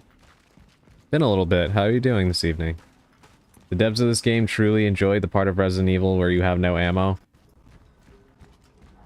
Yeah, honestly, I've been more strapped for ammo in this game than I have been in any Resident Evil, like recent Resident Evil game.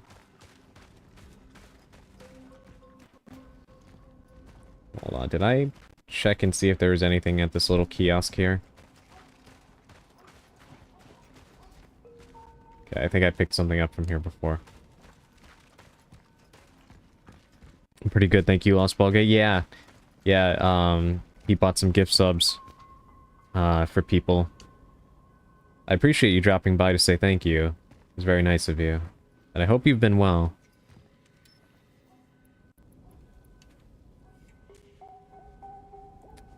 Alright, doors open. Entering the shelter. The target must be close. Something tells me the target is no longer living. Resident Evil 5 having to sell eggs just to afford to live.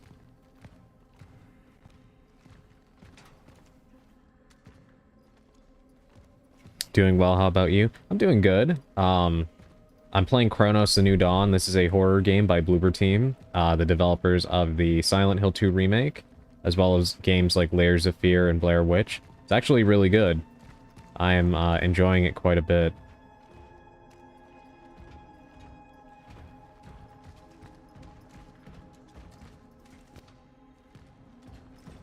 Alright, let's not go in there yet. Let's see if... Can I keep going down this path? Oh look, we're not alone.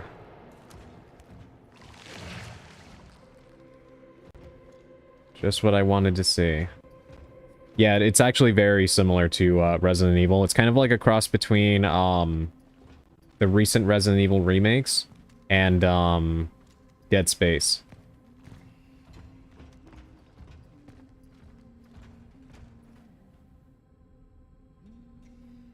You guys also hearing somebody humming right now?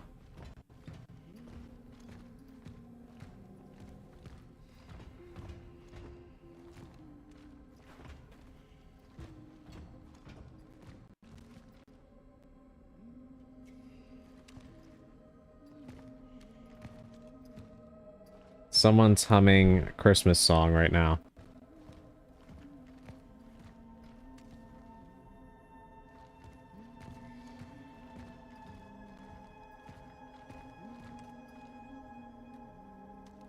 That does not... Alright, here we go.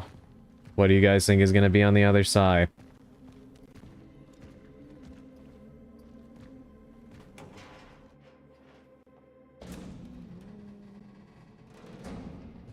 Edward, did you get the... Ah! Stay away! Stay away from me! Compose yourself. Please don't hurt me!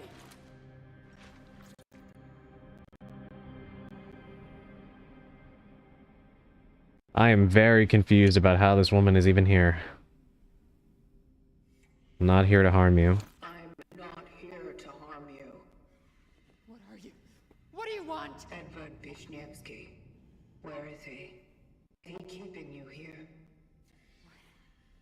Keeping me here? What are you talking about? Keep her hands off her, you! I was right all He's actually alive. along. Knew you were real. Edward, are you crazy? Do No, something! listen. It's the government. It's one of them. One of them? Not this again. I've had it. Fuck this bullshit! Angela. She's gonna get ripped apart. Stop! What are you doing? I should never have come here with you. No, Let Angela! her go. She can't be saved. She does not matter.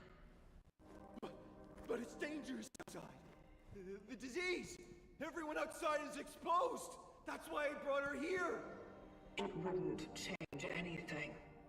She does not matter.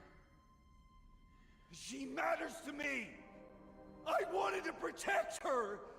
At least her. To preserve one thing dear to me in this whole wide fucked up world. Ah!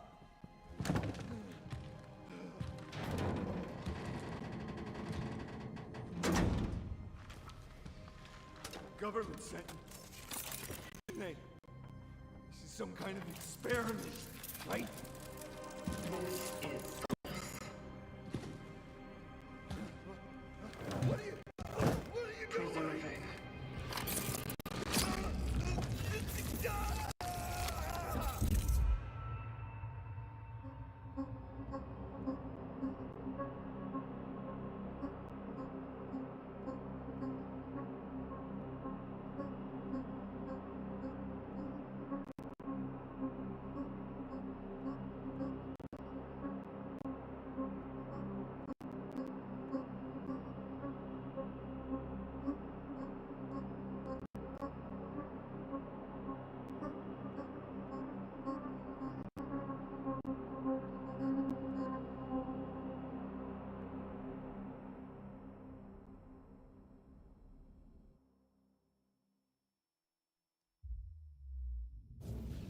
Well, that wasn't what I was expecting.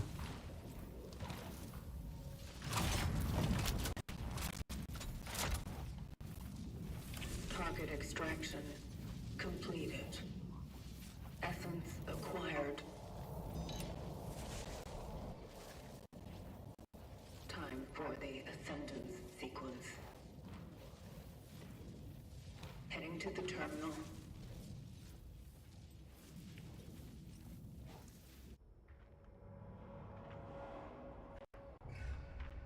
I might have to reload because I don't know if I can go back.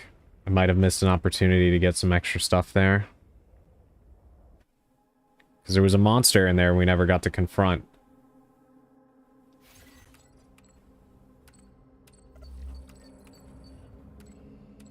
Phylactery and essences. Extracted essences will affect the traveler. Press minus for access to the phylactery for more details. 1 second. I'm gonna catch up on the chat in a minute. Deal more damage against burning enemies. The target was reclusive and prone to mania, obsessed with a woman named Angela Wozniak. The fixation was most likely attraction-based. The target collected data on the change in the work of the travelers, displayed strong self-destructive behavior. Ascendance pending. Nearest terminal location A31. Mental condition index. Protectiveness, paranoia, detachment. Okay. I'm gonna load. We're gonna go back for a second. So, I don't know what just happened. We went back in time. For those of you that did not see that. So, it seems like in this game's lore, the world ended. The world ended back in the 80s. And currently we are, I don't know where we're at in like the current timeline in the present. But I had actually went back in time using this kind of weird device to the 80s, which is where we just were when it was all snowy. And we were trying to hunt down that guy. And in his apartment, it was full of a bunch of writing where he seemed like he was kind of like a crazy conspiracy theorist type guy. But essentially, what was really weird about it was in his apartment, he had all kinds of drawings of us. Like our suit and stuff like that. Like he had kind of foreseen that we were coming or something like that. And he was already like this paranoid, like, you know, government skeptic, thinking that they were the ones making everybody sick and whatnot. And he decided to take this Angela woman and seclude them somewhere to be quote-unquote safe from the infection that was going on outside. So, I don't know why we did that to him, but that is very, very weird. This is gonna be some 12 monkey shit, ain't it? You know, I don't know. But I'm gonna load real quick. I want to explore that building a little bit more just to see, because there was a monster there that we never fought, so I think this might have been a case where, the thing I'm always scared of happening in games where you accidentally go to the point of no return and you miss out on tons of stuff. Aiming for the legs will knock monsters down and buy you some time to reload and reposition yourself. Good to know. Big are we the baddies energy? Yeah, right, Shuri? I did not feel like a good person doing that.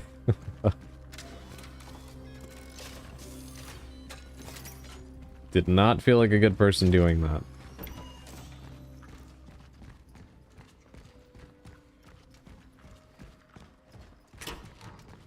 I do find it interesting that she was so firm in saying, like, it doesn't matter.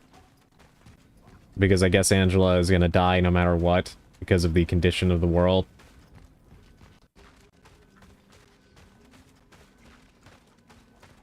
But why do that to that guy? It's like we stole his consciousness, you know what I mean? I think the MC said preserve. Are we a Library of Alexandria? That's a good question. It's like we stole his consciousness. The shelter. The target must be close.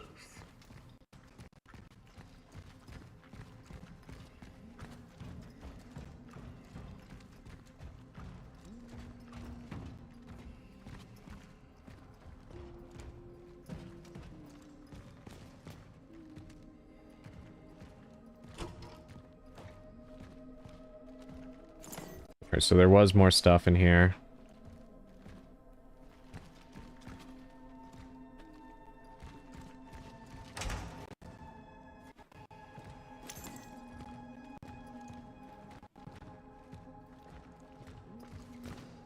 Seemingly just... What does that say? Be vigilant. The enemy of socialism may be right next to you. What does this say? Workers of the New Dawn, unite for a better future.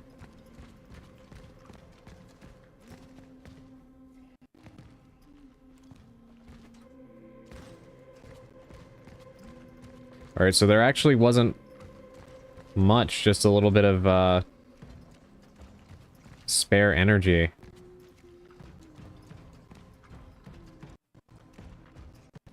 That's interesting considering this thing over here.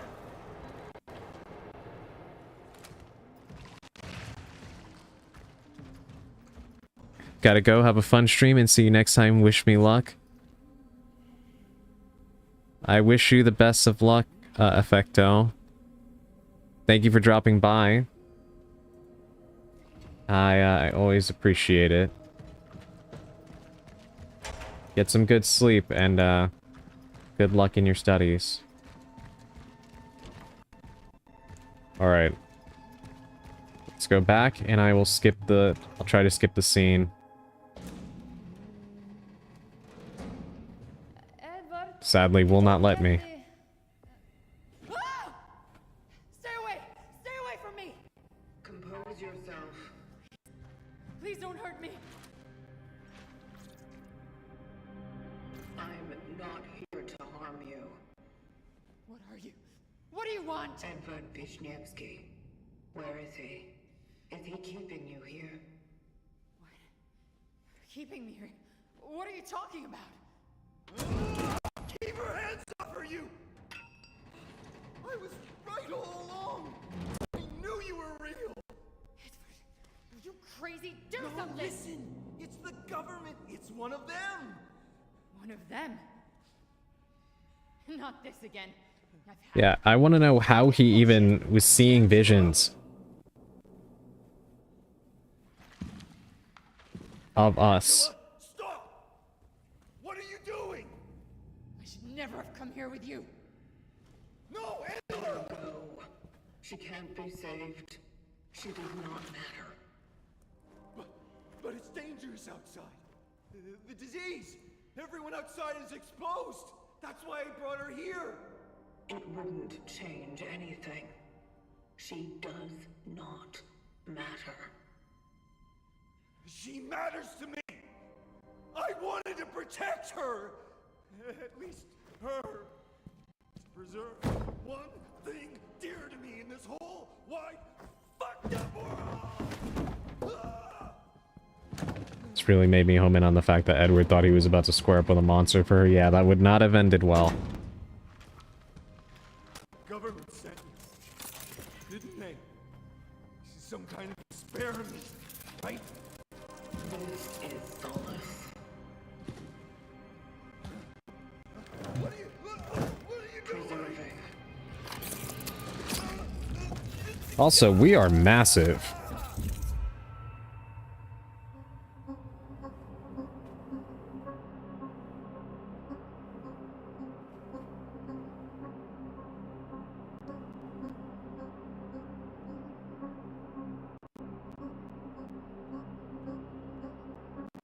Like, it makes me wonder if we're, like... Starting to think we aren't human. Like, yeah, it makes me wonder if we're, Is she just huge? Or is it a case of, like Spartans, you know what I mean?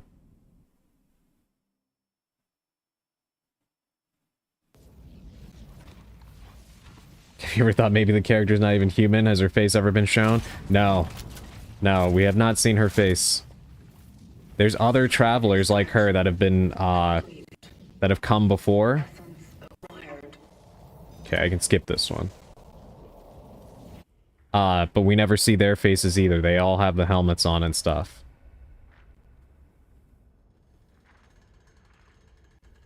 So part of me wonders if they're like,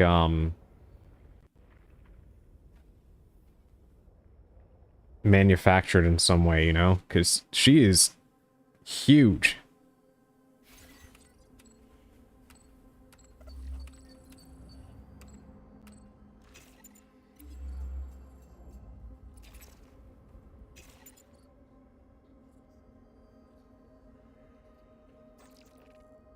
I find that effect also worrying. Deal more damage against burning enemies.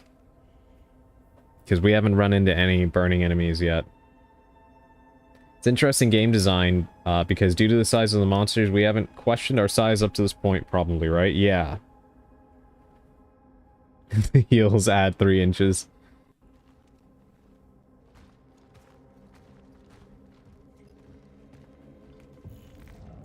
Yeah, it's not even just the height, but also, like, she's just, she's built like a tank.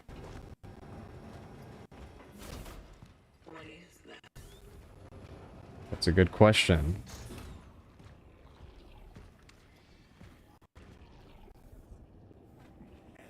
What's going on with the Steelworks? All that stuff I was rambling about. It started with it, you believe it or not. I don't think this is a good idea. You're scaring me. They've begun experimenting on people. This martial law is simply to keep everyone in line.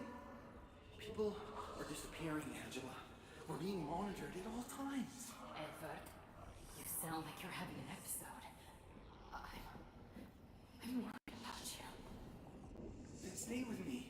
I have encountered an unknown anomaly. It's unclear to me of what nature it is. I have no data on it. It seems to resonate with the essence. Angela, what's going on with the Steelworks? All that stuff. Yeah, it just repeats it. Started whether you believe it or not. So there was another weird thing that happened too, where some of you may not have been here for it the last time. But when I had gotten to the pass initially, there was like this old woman or something, and I told her to stay in her apartment and everything. Stream broke up for a second, but we're back. Okay.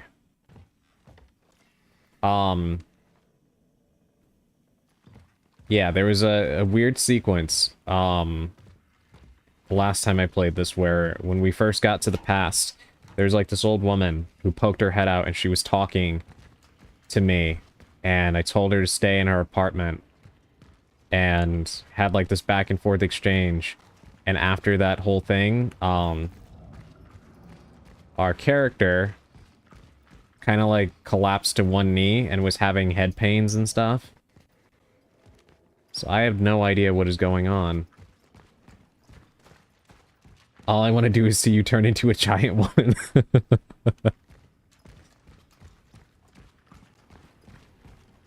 I like that in the cutscene she moves with that slow deliberateness. I know, yeah.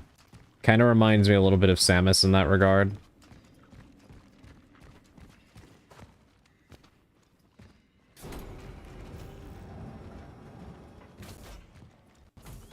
Okay, we go this way.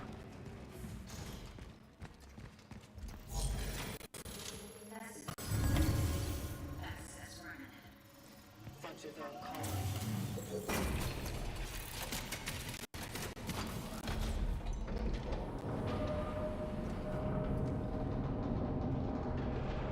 Yeah, so we needed that guy's essence to get in here, which is very weird.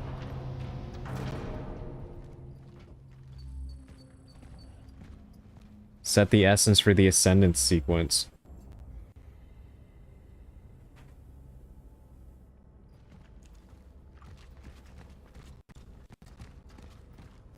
So are we gonna have both time travel and like consciousness uploading shenanigans kind of stuff going on here. What is happening here?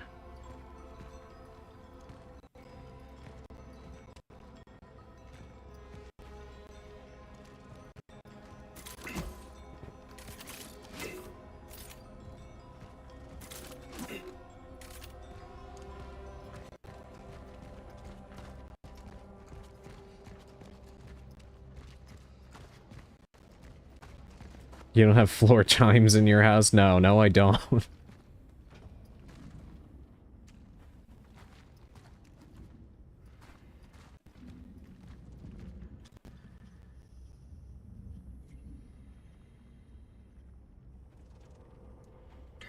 Reached.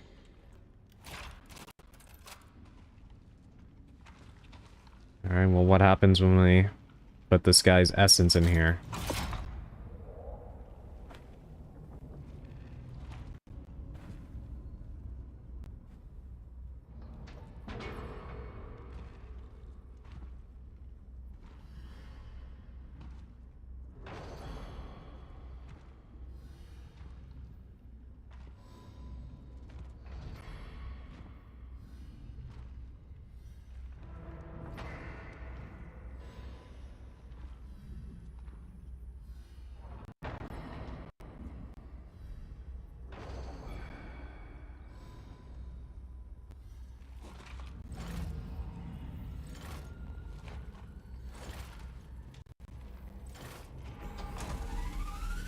Beginning the ascendance sequence.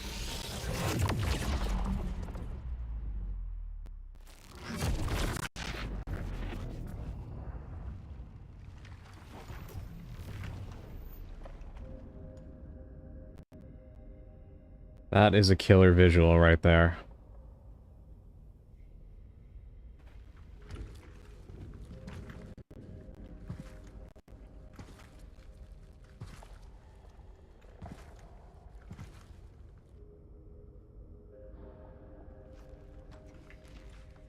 Congrats, you're the Doomslayer now. It's what it kind of feels like, right? Where am I?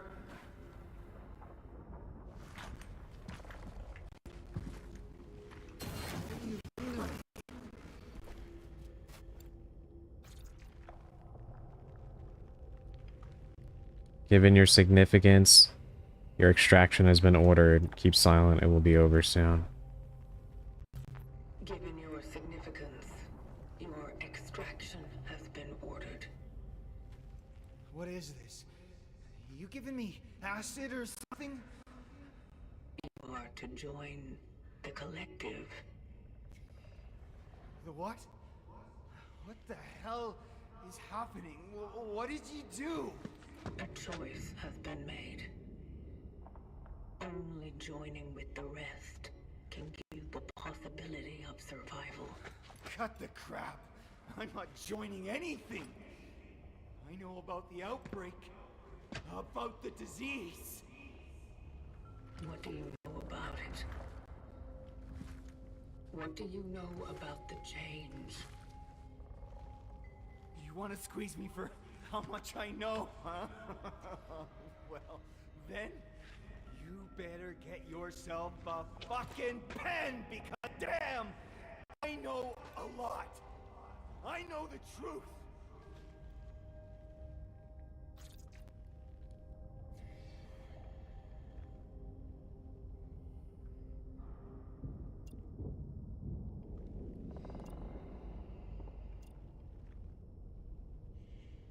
Knowledge you have accumulated may be evaluated as useful. The knowledge you have accumulated may be evaluated as useful. You think? I know what happened in the steelworks. You guys fucked up pretty bad, didn't you? It's all your fault! What you are saying cannot be true. Everything started to go to hell right after you showed up there. Elaborate. For years, no one believed me that the light of you exists. They thought I was a schizoid freak of specially order. That fool came to me. It only confirmed I'm not crazy. And now, there you go. The curtain's up. Is Arthur. Who is he? Why did he come to you? Because for an ordinary steelworks worker, Arthur Benica saw his goddamn share of weird. What did he see? What's happening? The ascendance. It is about to commence. I'm scared. Something is wrong.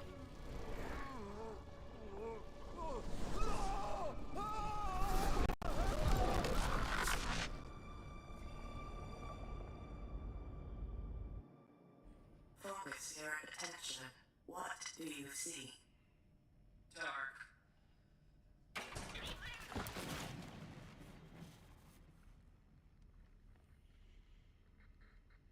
Scared.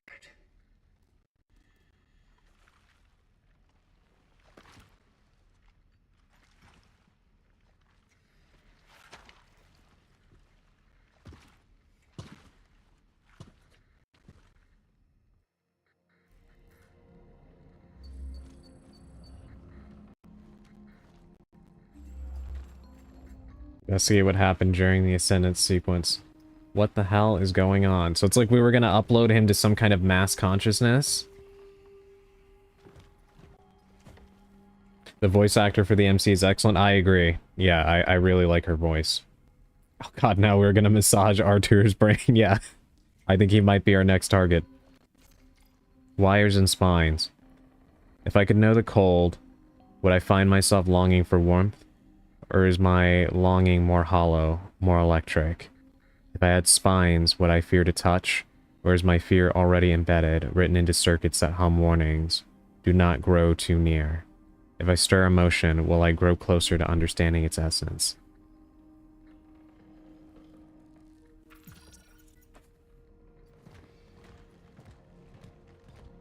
It kind of feels like something that sounds like us, right? No author on that one. Very interesting. Don't you meow on me. Well, I found another cat.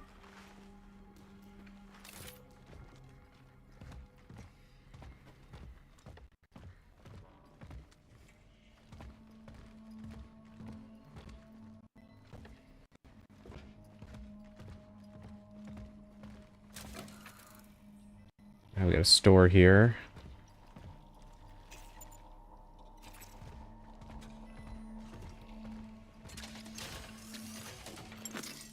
They were nice enough to give me one health thing.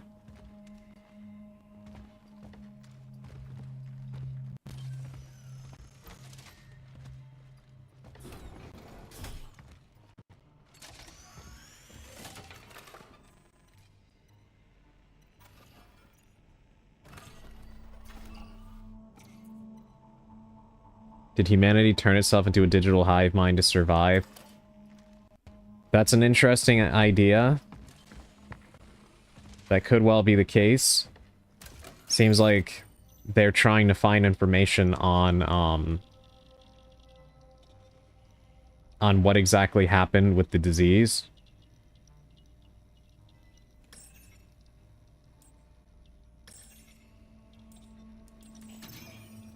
Seems like they don't quite know themselves. It's interesting. Alright, let me put the bolt cutters back for now.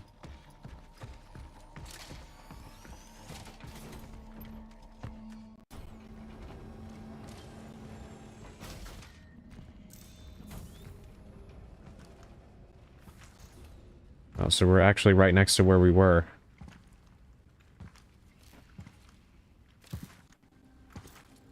How did we end up in that other room, then?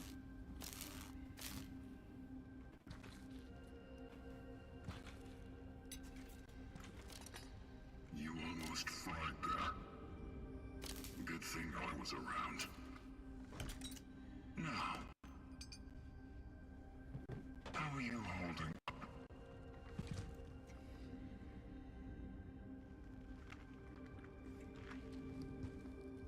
I have not suffered any serious damage. I am fit to proceed with my purpose. Your purpose? I see.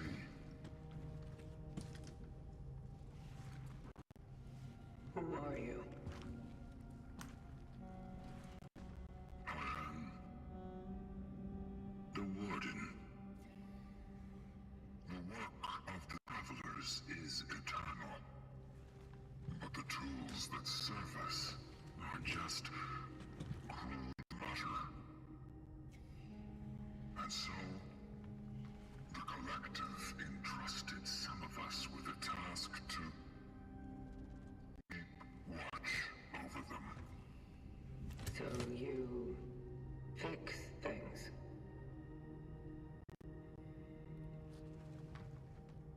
I take care of them. Well, at least I did. Before something stopped the Travelers' awakenings. Stopped the vocation. It's been an awfully long time since someone tried to use it. And to be brutally honest, I didn't think the Collective would send anyone else. Can you repair it? Do you want me to? Yes. Something is blocking the Ascendance sequence. The vocation must go on. I need to do my part. Ah, yes. That's understandable. Have no fear. The essence you collected is secured. It is the terminal that must be restored to its former glory. I'll get it up and running. Somehow. That's what I'm here for. Yes. You just go on. Follow your purpose. Gather the other essences.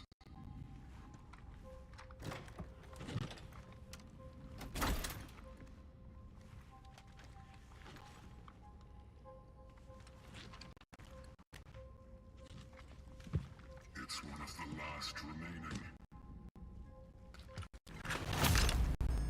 Better keep it safe.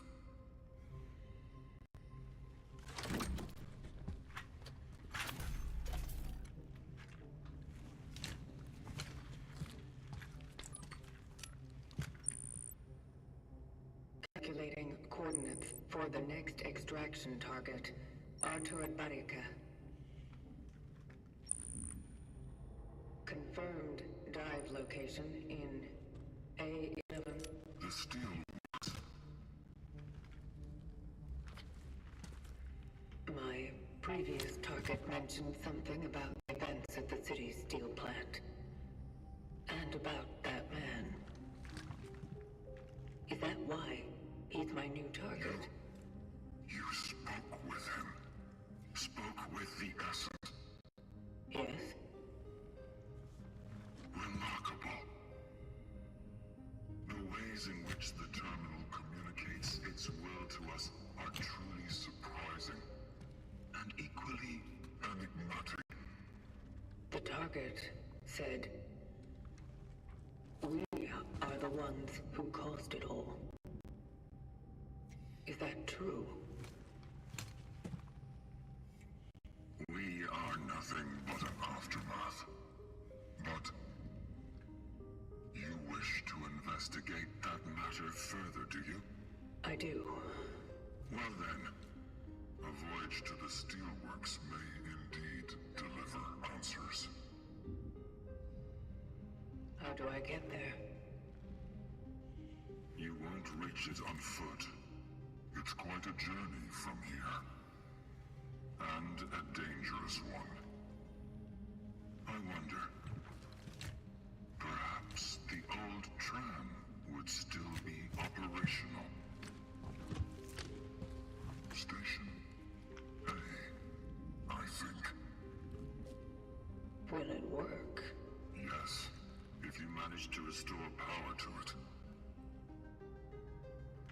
Such is our calling. Yes, such it is.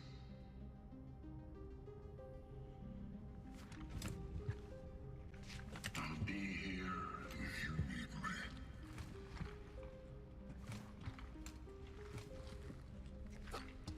I really, really like the vibe in this game.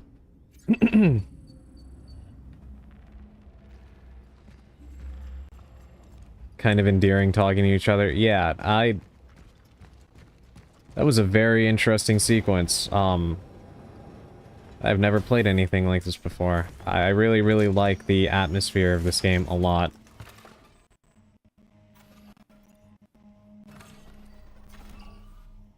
It's like... It plays like Resident Evil and Dead Space had a baby. And the story, so far, despite being very sci-fi based and such, is definitely giving me some Silent Hill vibes. In the way that it's delivering itself, you know?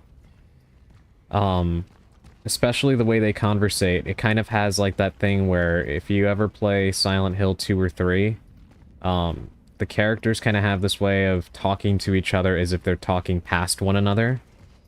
That makes sense. It's very unique, and it's kind of what I'm feeling from the way they communicated just then.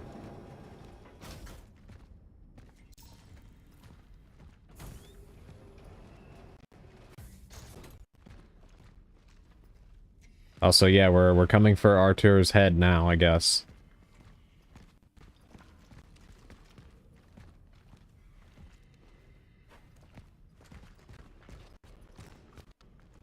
There's another one of these things. I like that they seem socially stunted, like, not quite sure what to make of each other, but still having mutual understanding. Yeah. To kiss Artis's forebrain before tucking him to bed. Apparently so. He better be ready. Because, as we saw in that scene, she does not play around.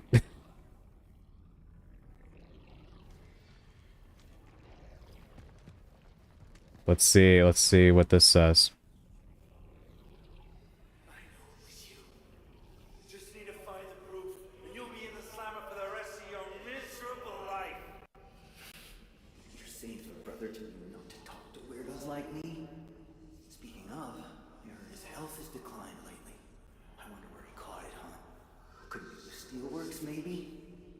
He promised that the workers would be safe. Fuck you! Gabriel will be just fine. Right. Look at this, missing persons, and there's Angela.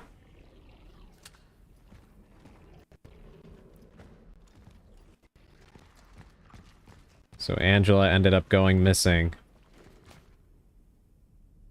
after our little stint in the past. A concerned wife's letter.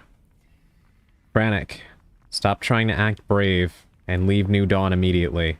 Don't you read the news? I do. And seeing what's happening on the streets terrifies me. Can't you see that they're about to impose martial law? You're not going to be leaving when that happens. You'll stay there forever like those steel workers. And stop bullshitting me about how you went there to build socialism. You can build it at fucking home, where it's safe, where your children are waiting for you. I beg you, come back. You're Anna.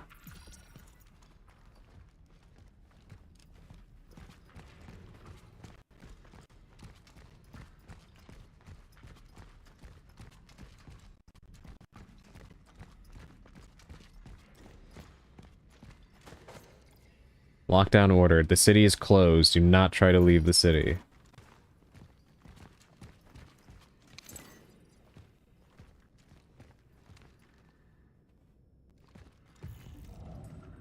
Okay, so we go that way. See what's in here first. Another safe room. I really like the safe room music in this game too. Great environmental storytelling, yeah.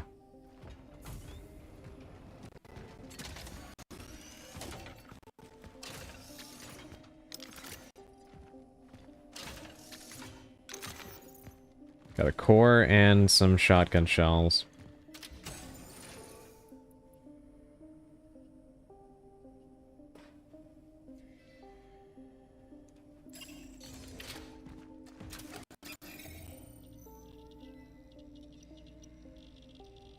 Alright, so we have one core here. I think everything... Yeah, everything except a burning time upgrade costs 2 cores, so I'm gonna put that one away for now.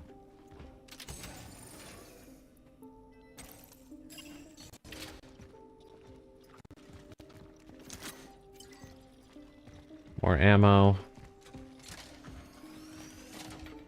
See what this says.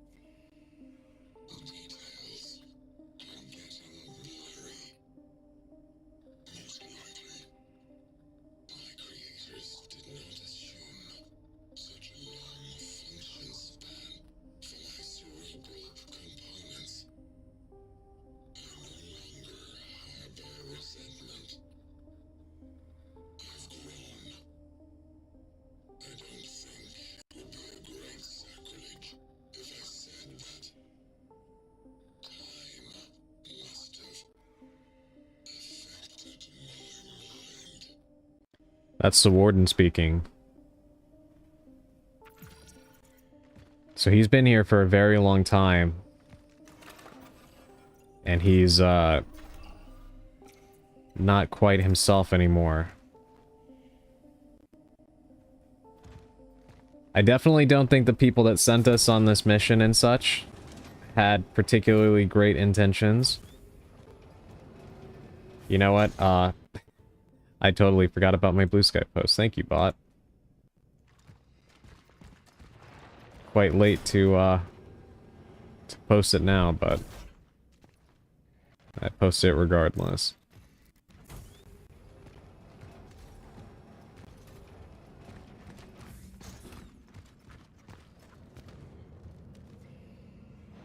Open your eye. Nightbot, my nemesis, does good things sometimes. I found the tram. It is out of power, just like the warden said. I will try to restore it.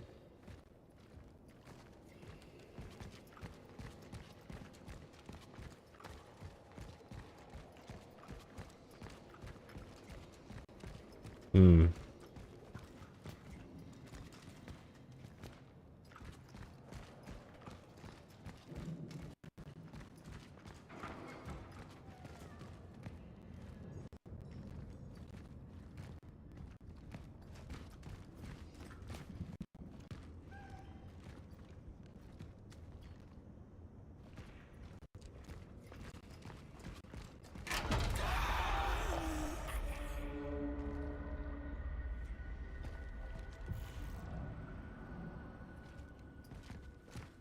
Alright, well, we know there's going to be company in there. Let me not go in there yet. Can I open this door?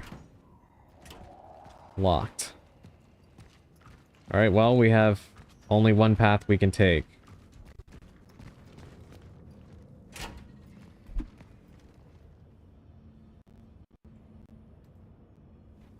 I nearly forgot there was monsters in this game.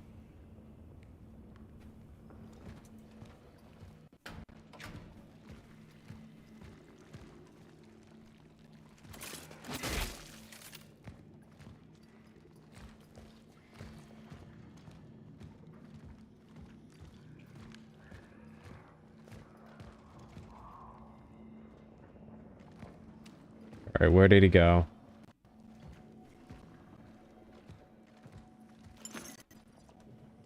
At this point, you should either make a did you blue sky redeem or a bot command. One of us will remind you surely. You know what, Churi? Actually, that's a brilliant idea, and I think I'm gonna do that as soon as stream ends. Thank you. That is a wonderful idea.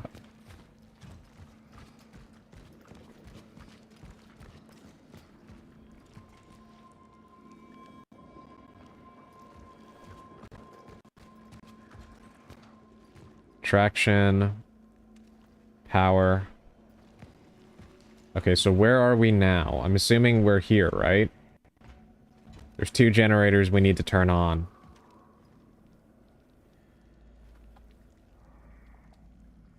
And a whole lot of meat.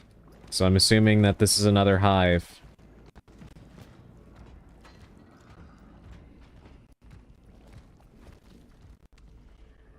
I think this is another hive.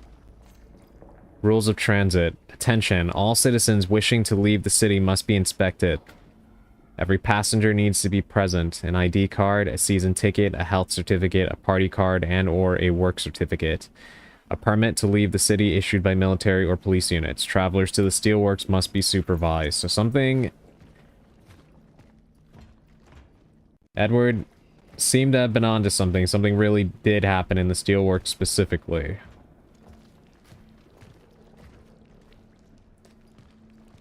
You know what that reminds me of right there for anybody that played Dead Space? The pregnant screaming men that would shoot out babies and decapitate you if you got too close. That's what this looks like. And I'm very concerned that thing is going to come to life.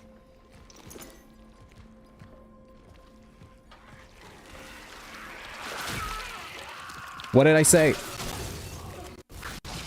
I think it is.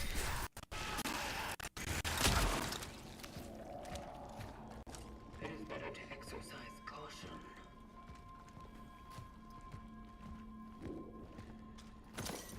Chat, I called it.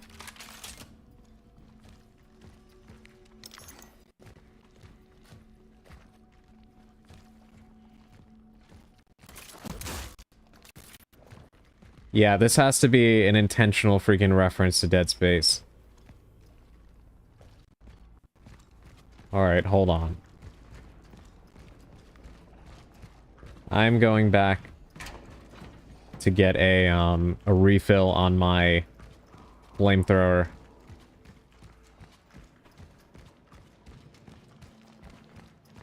Oh, look, an enemy that is on fire. Good thing we have that buff. Yeah, right? Guess we found what they were hinting at. But these guys are going to be a pain to deal with.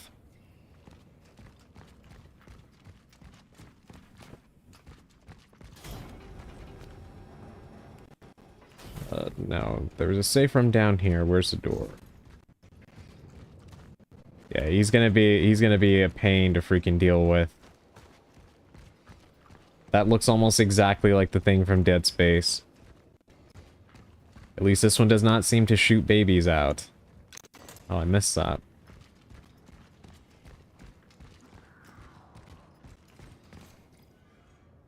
I missed this too, apparently. Faithful Heart. What a madhouse. I know I'll probably burn in hell for what I'm about to write, but sometimes I'd rather my mom... No, it's not right. She devoted so many years of her life to me, and if she hadn't lost her eyesight in that accident, she'd probably still keep doing that. But now I'm the one who has to take care of her. Ironic. I'm a terrible daughter. A.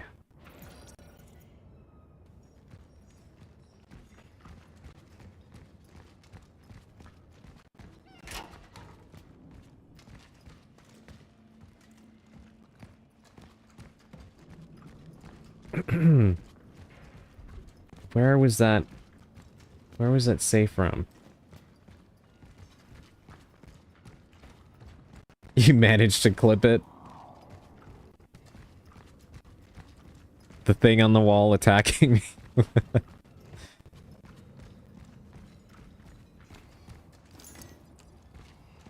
Man, apparently I missed quite a few things over here in this corner. So it's kind of a good thing we doubled back.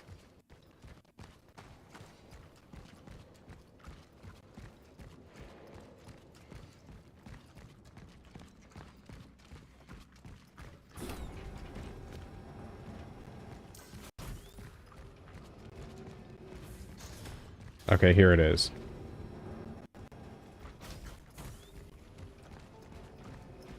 Yeah, I wanted to get another, a refill on the flamethrower.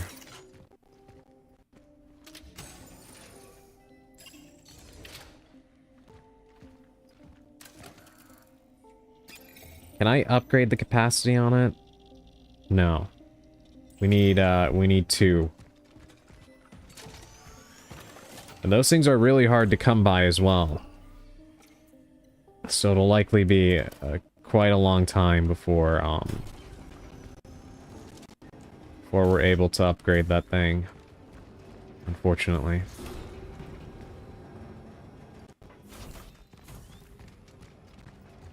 Alright. Let's continue into the madhouse. There's some stuff over there, but I don't know how we... Let's see. Can I grab it? Yes.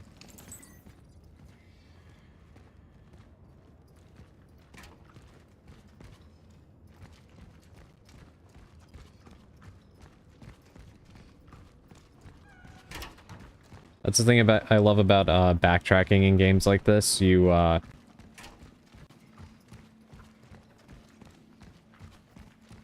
get kind of a rush from coming back to an area you were at before and finding things that you missed.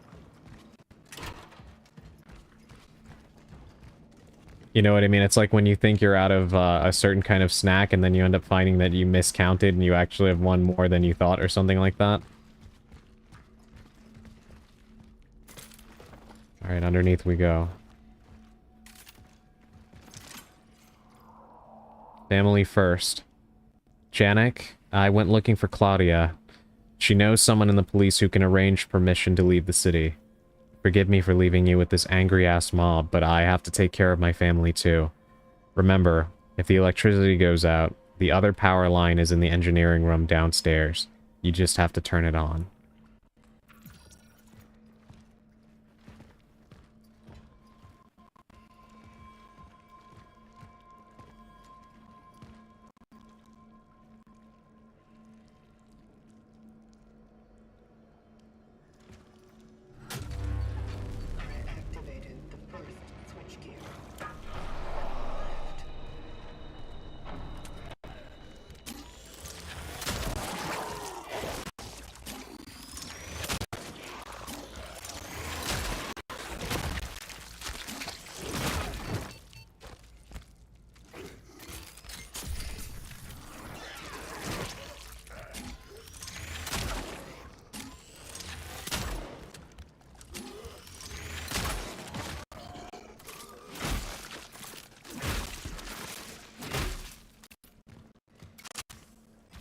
Ah, I had to freaking put the boots to him.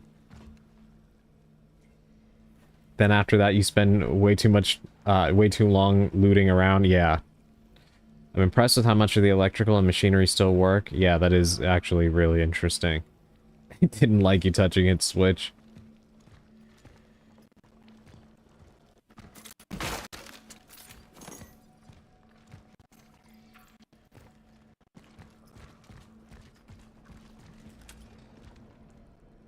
I do not trust these things on the wall whatsoever.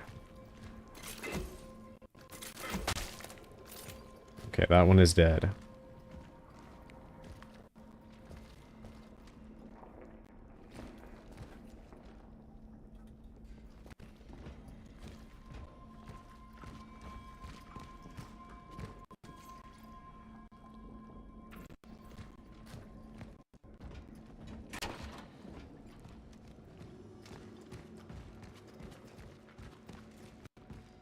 Okay, so that just looped back around. We have to go down even further.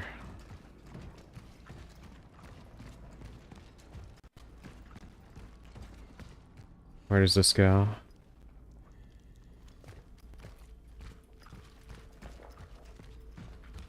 We were in here.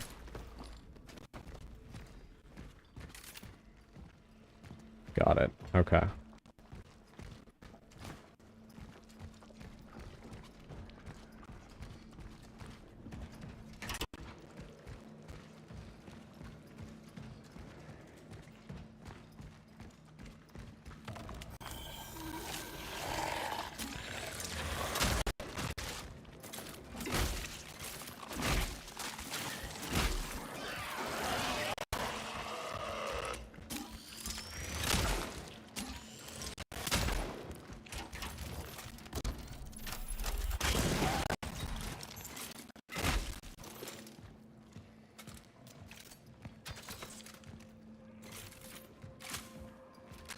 Well, they're finding a way to eat through my ammo.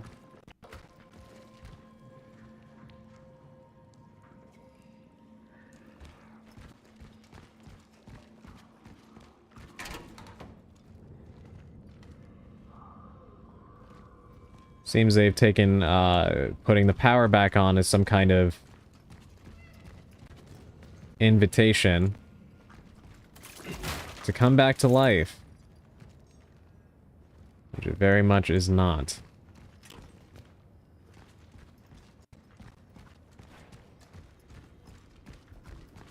For a government entity, it's pretty fucked up that we have to buy our ammo and equipment. I know, especially since they seem to have sent me a loan. At the very least, you could give me all the ammo I need, you know? I found an upgrade module for the fifth blade. Thank you for the hydrate. Activating it now.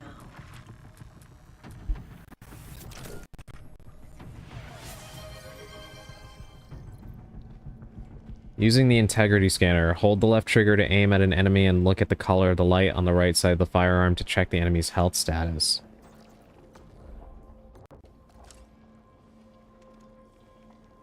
Interesting.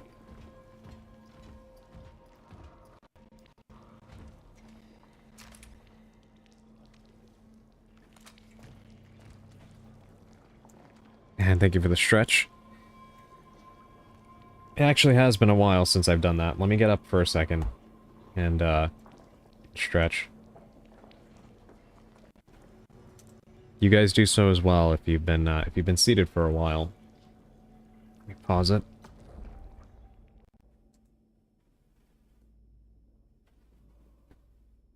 All right, I will be right back.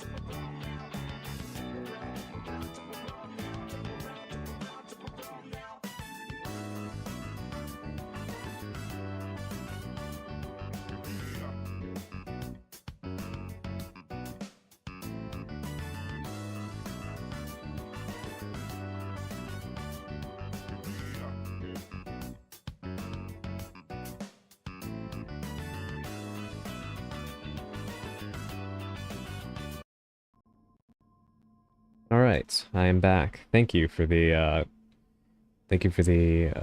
stretch redeem. I actually really needed that. And now we can continue our descent into the basement of this place to try to find the,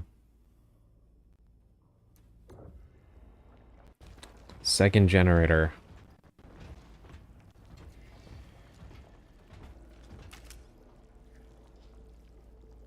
Off topic, but I made my famous egg salad today. Very excited for a nostalgic dinner. Wow, that sounds delicious, and of course, as I am hungry, you deliver that information to me.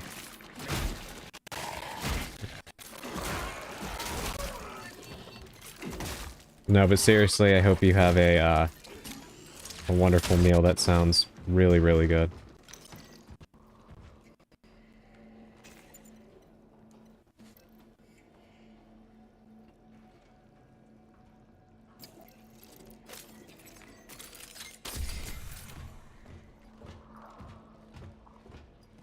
They're definitely not being generous with the supplies in this game.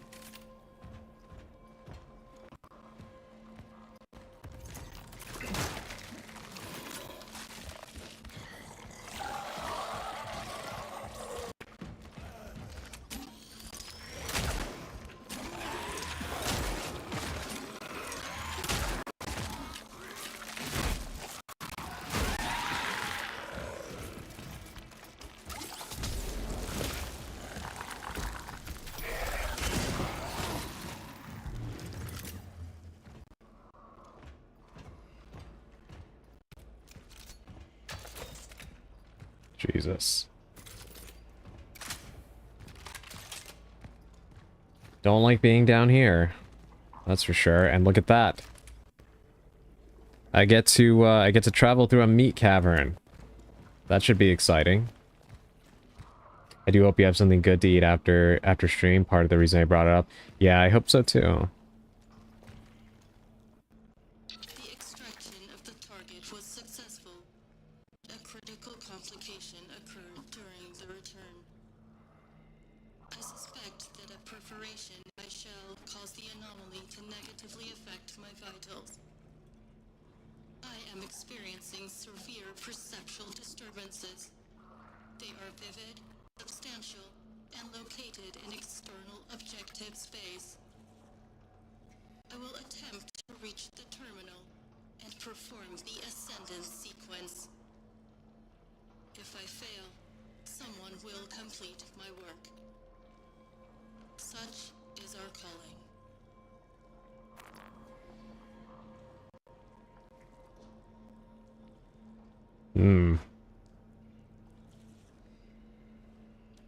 That is interesting. Because it makes me think about some of the things we've been seeing ourselves. Under any other circumstances, you saying meat cavern would be offensive? I don't know how else to describe what I'm looking at right now. Oh, you're alive.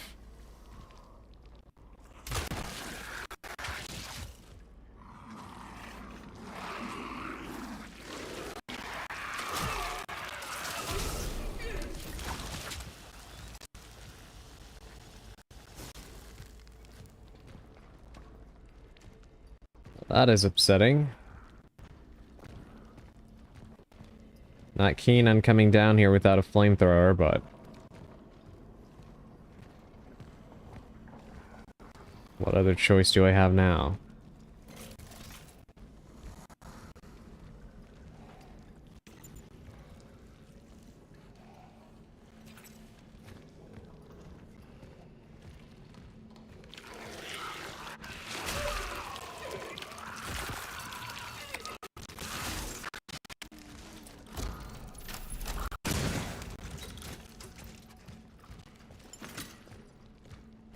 Perfect. Just wonderful.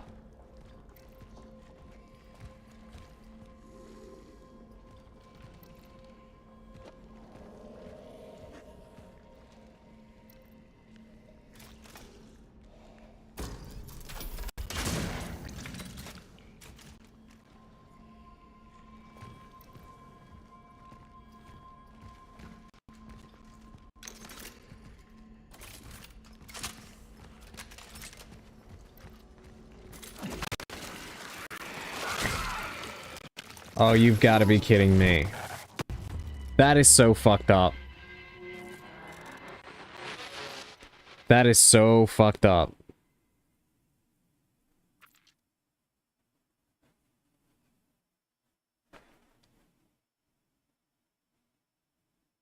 Knew there was going to be an entity in that corner. I know, right? Your greed was your sin.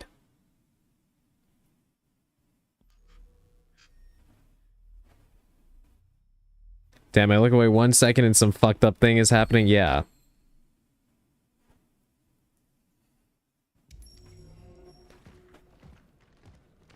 Oh, they sent me back here, huh?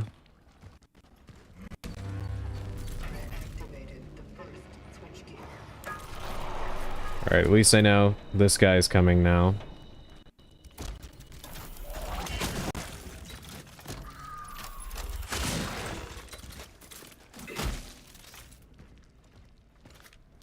So we'll handle that a little bit better than we did before.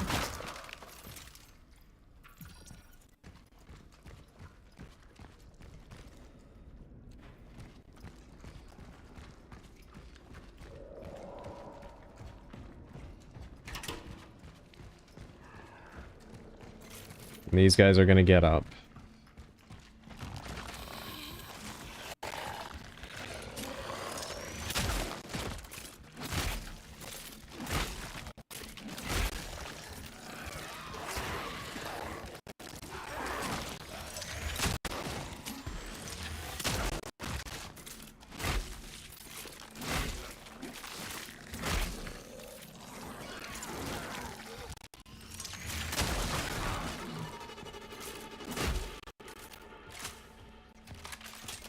I fall for that trick in games all the time because I'm a loot goblin. You see, the thing is, I'm not even like in loot goblin freaking behavior mode. I'm like a man who is looking for fucking water in the desert because I have no ammo or health or anything.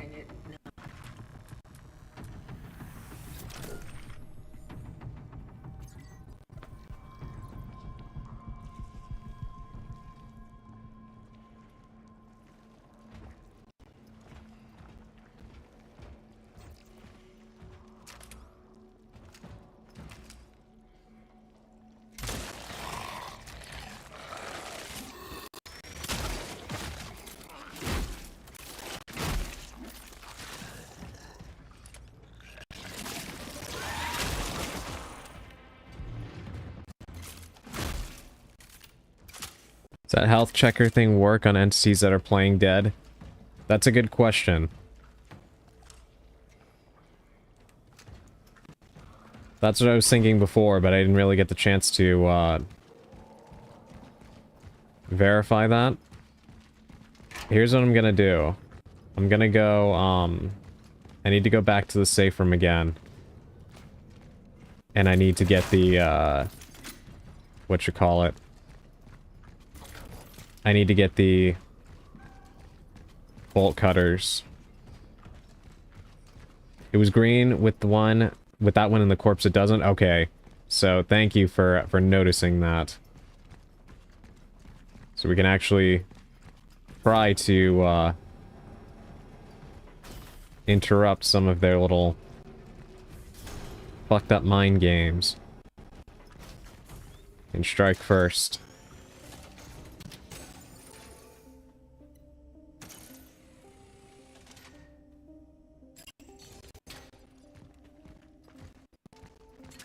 Let's make another save here.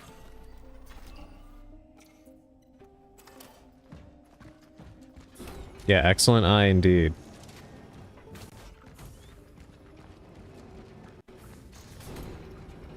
This game is so good. I am so impressed with it.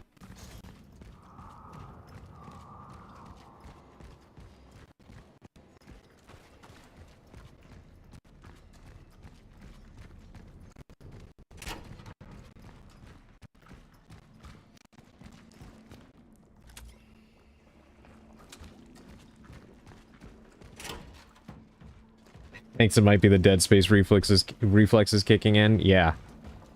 No, I know exactly what you mean. Okay, that one is dead. That one is dead. You are not.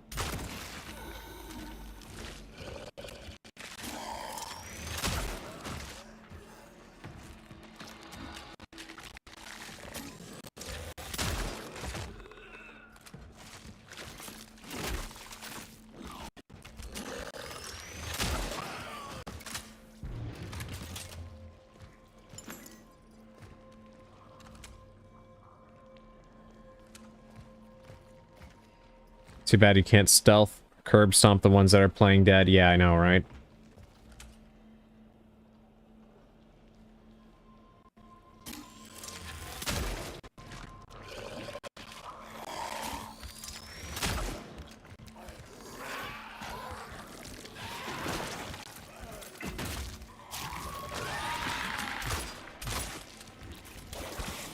No.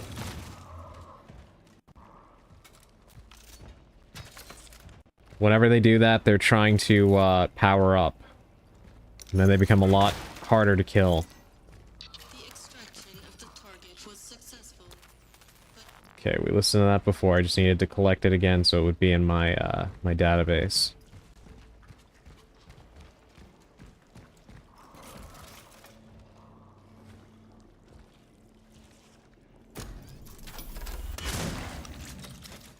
Not falling for that one again.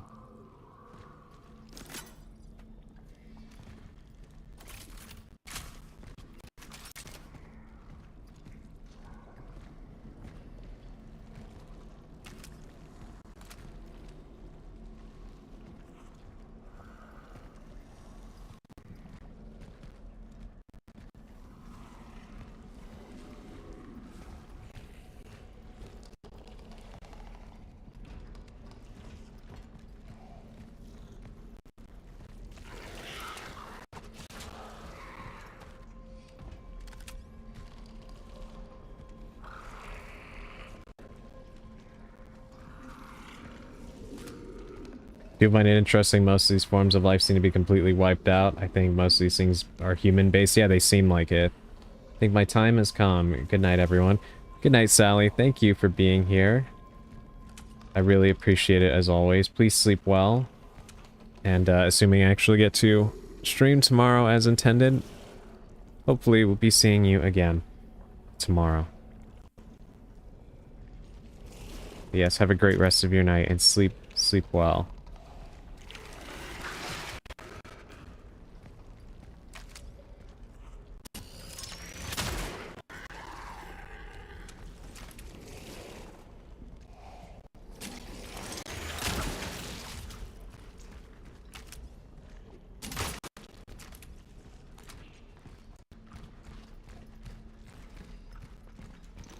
Okay, that thing is dead now. What are the cats eating? I was wondering that before.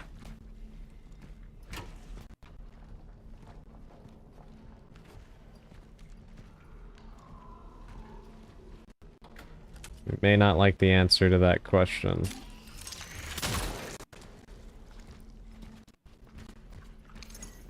Perish the thought, yeah.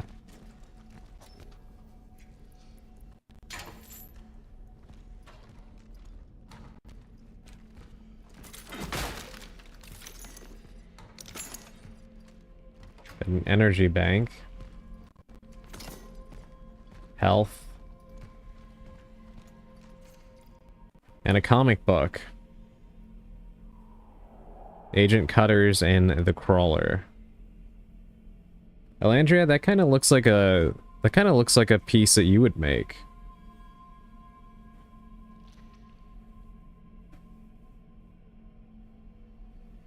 That kind of vaguely reminds me of some of the art that you've shown me. That is very, very cool. What do you think?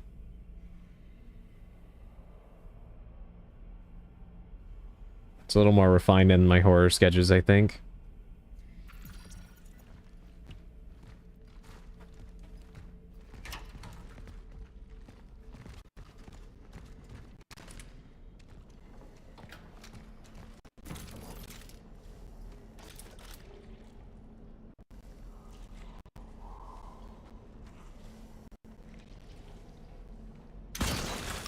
Yeah, I don't think so. Learned my lesson last time.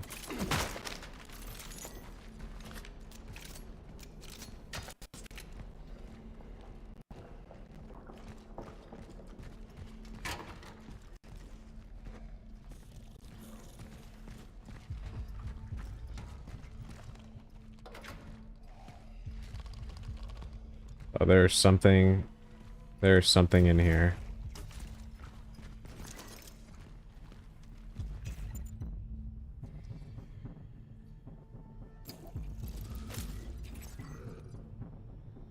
Speaking of, I hope that big customer hits me up soon for those. Yeah, that's exactly the kind of style I was thinking of. Yeah, I hope so. Always nice to get a good payday.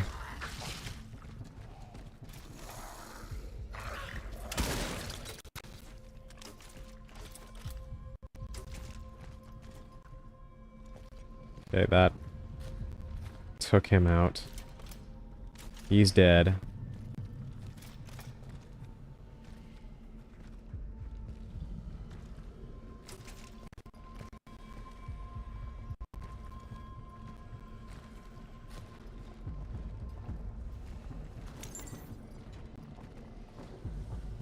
Now you're checking those corners? Yeah, I learned my lesson. Okay, you're dead.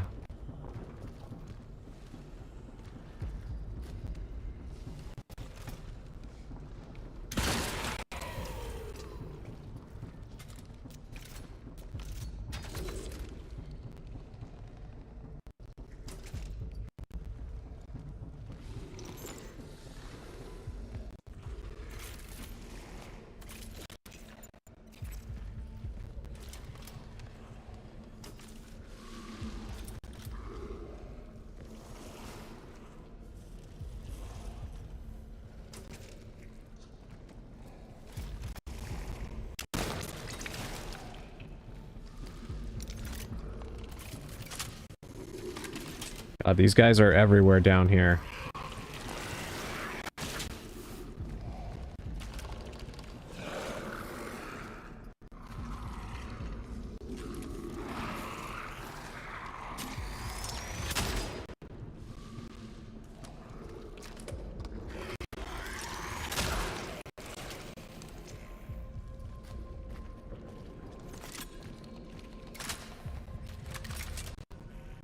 So transformed humans sometimes drop energy, which is also currency.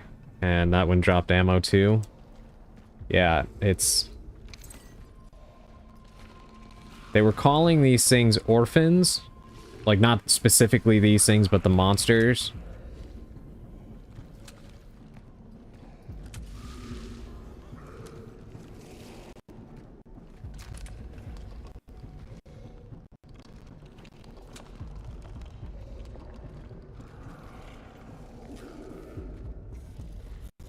I'll be really glad when I get the lights on. I cannot see shit outside of this very small cone of light.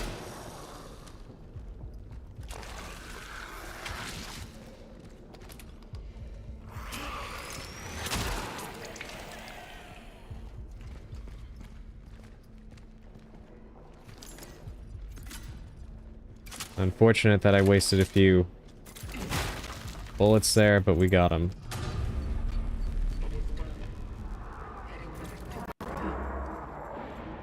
Power is online. And that undoubtedly is going to attract some stuff to me. He woke them up? Yeah, exactly.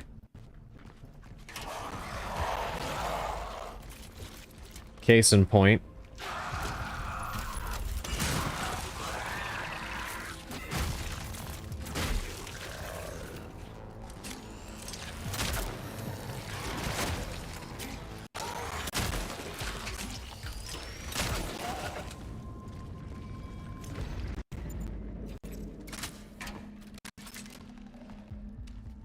Thankfully, I was expecting that guy.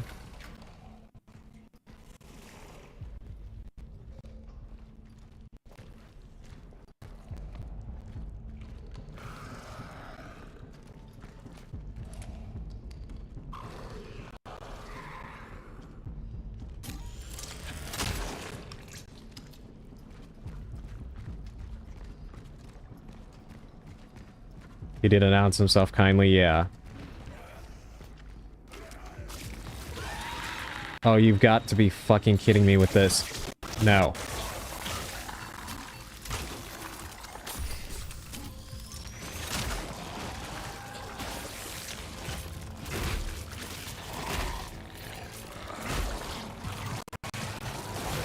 Ow, ow, ow.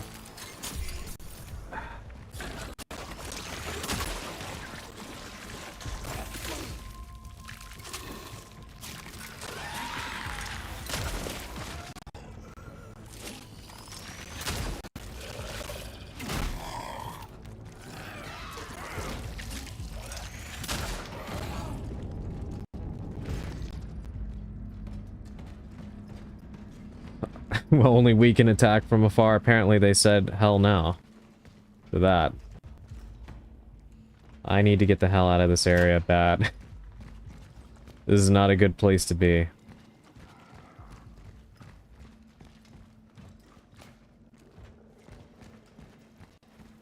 Okay, everything should be back online.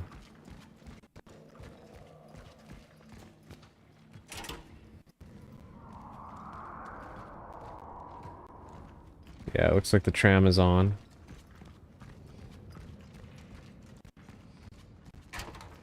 This room is open now.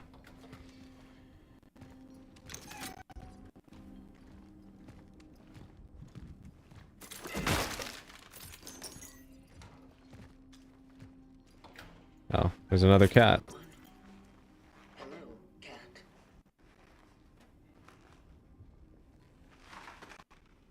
Suches are calling. Oh, you left me something. A core. Oh, thank you.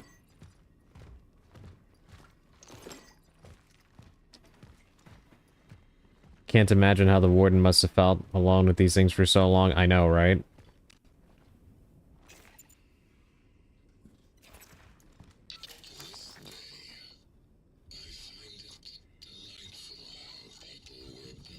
Speaking of the warden.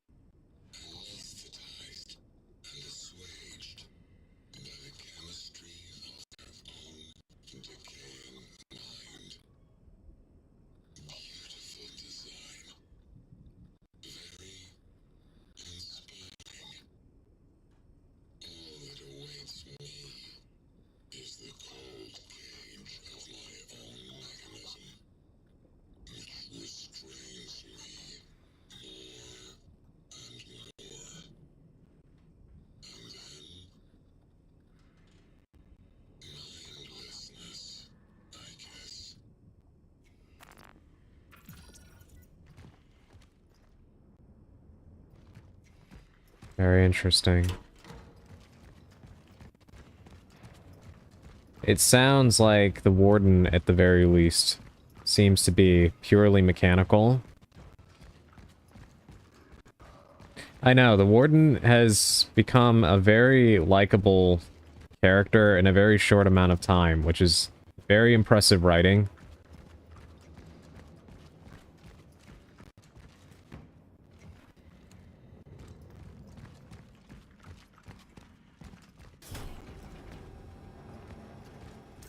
Let's come back to the safe room real quick.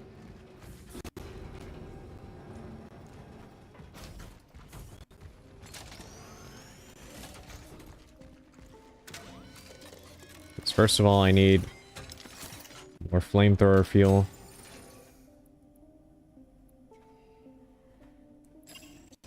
Let's sell the energy bank.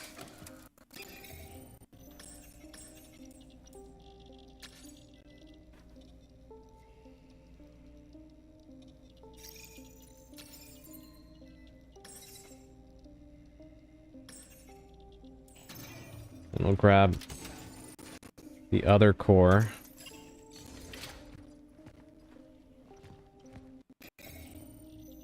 Let's see what we can get. You want suit integrity, inventory slots, resources limit.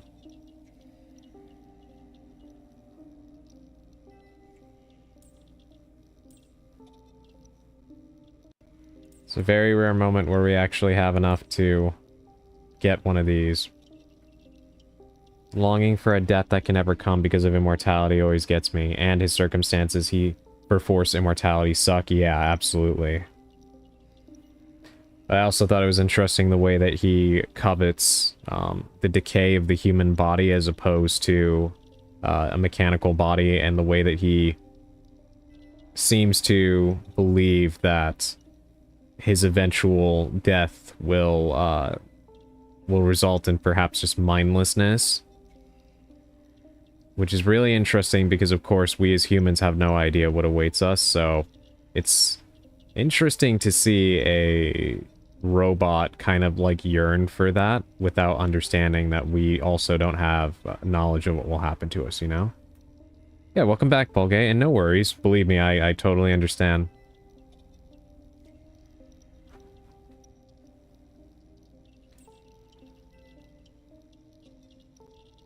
I mean, I've been working around the flamethrower limit right now for a good bit.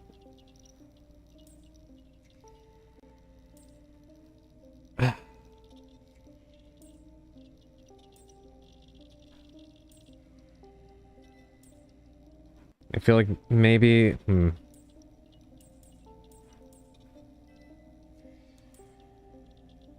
I mean, to be fair, there's only one upgrade on this, right?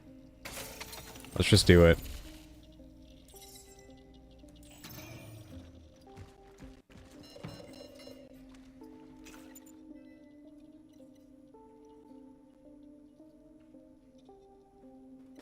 So they'll only... The dispenser will only give you one at a time, but I can make a second one. That is kind of upsetting. If I would have known that, I would have spent it on something else, but you know what? That's fine. At least the option is there for the future.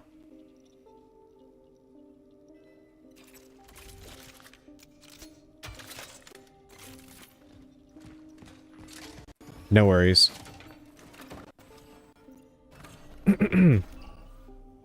Alright, let's go ahead and hop on the tram, see where it takes us. We still have to pay Arthur a visit. Which I'm not sure if we're going to actually end up getting to in the stream, because I'm going to stop in just a bit. Want to see where this takes us first? Maybe explore the new environment for a bit, and then we'll find a safe room. The options in this game are so incredibly limited. Like, they did the thing that would hurt you the most on purpose, and I respect that, yeah. Welcome to survival horror.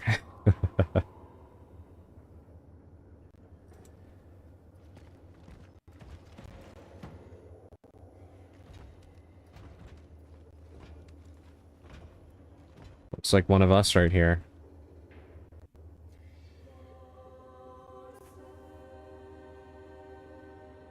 Listen to the music.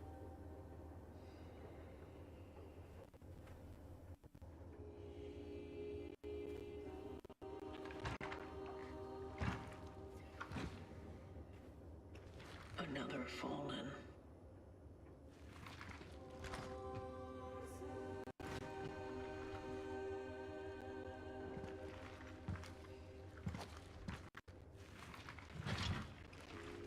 Attempting data salvage.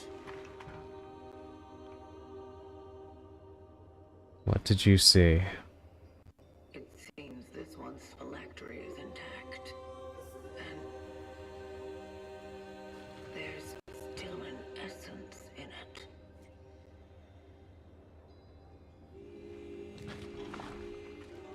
Maybe I'll be able to retrieve it.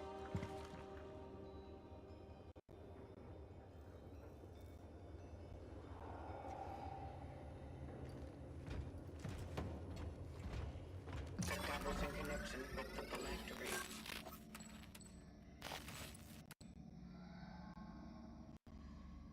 Marzak Lydia. Effect. Energy found increased slightly.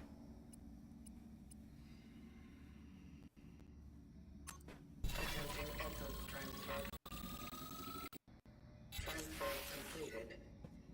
Essence acquired.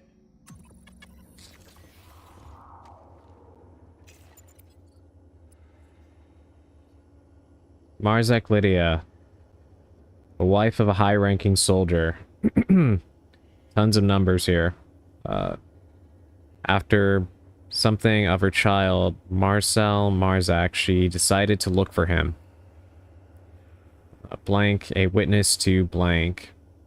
Ascendance pending, nearest terminal location A31. Mental condition index, intuition, blank, determination.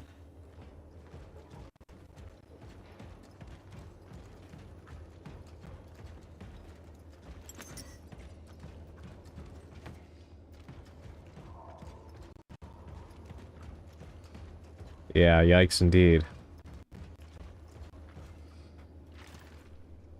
I really am surprised pleasantly by this game. I felt it would be good, but this game has been exceeding my expectations in every way, especially the story. It's far more intriguing than I thought it was going to be.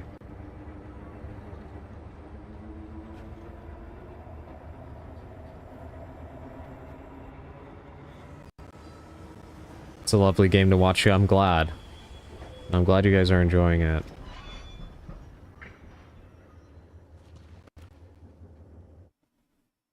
The richness and depth of the story is something I've been lacking in the games I've been playing. Yeah. No, it's been a breath of fresh air. Follow the coordinates to the dive point to continue the mission.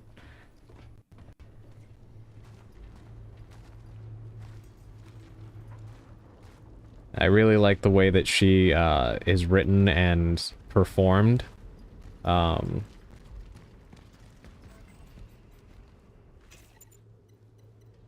if we need to make more resources, then make more handgun ammo, and then I'll take the chemical. Yeah, this game is very well acted, and very well written so far. Stay calm. Citizen, do your part. Stay at home. The lives of others depend on you.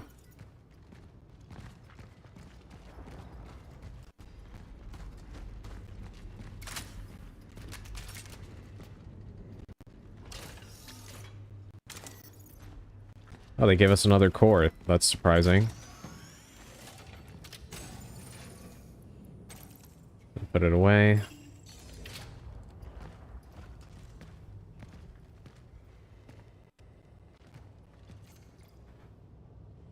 Rules of approach. Attention. All citizens approaching the quarantine zone of the steelworks are obligated to follow the rules established by the Military Council for Anti-Crisis Action of December 11th, 1980. Citizens arriving at the facility are required to present a valid ID card along with a health certificate. Citizens are required to report to the nearest guard post for registration. 3. Citizens are required to state the purpose of their arrival. 4. Citizens must undergo a close inspection if handing over packages to a person under strict quarantine. Citizens, please abide by these rules. Only through strict adherence will we defeat the plague. I don't think they defeated the plague.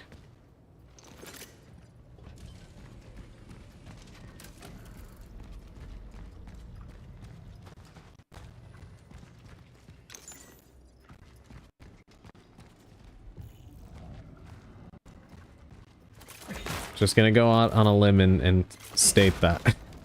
I don't think they defeated the plague.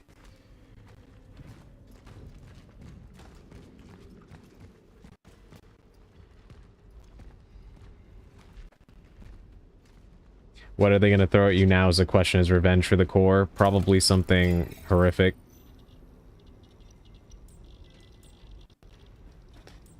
But I should probably, buy some upgrades, right? It's been a little while since I've done that.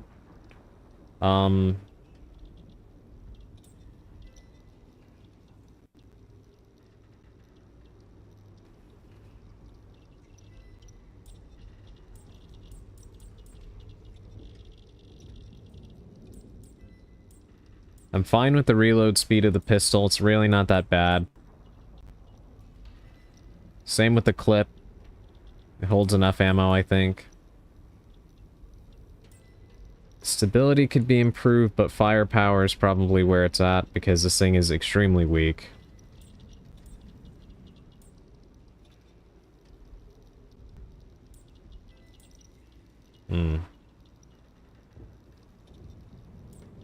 A shotgun upgrade is super tempting, though.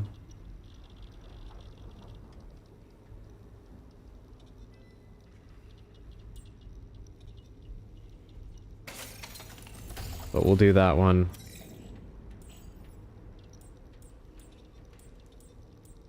And for the shotgun, I'll do a clip upgrade. Actually, can do a stability upgrade on that, too.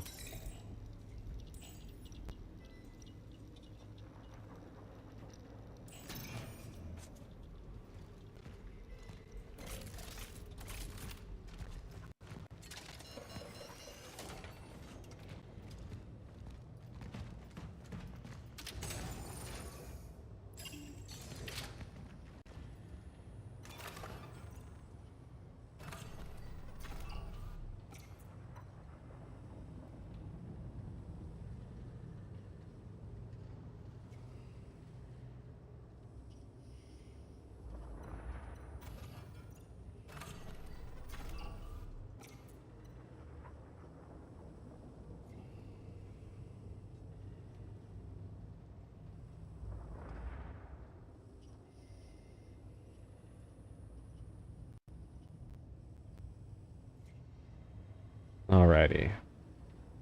I kind of feel like this might be a good place to stop for now.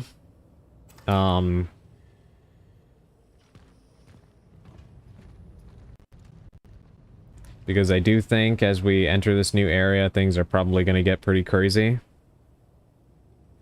So it may be for the best to stop here and then enter a new area completely clean for the next Chronos stream. So let me do my paranoid save again, and then let me bring us back to the office.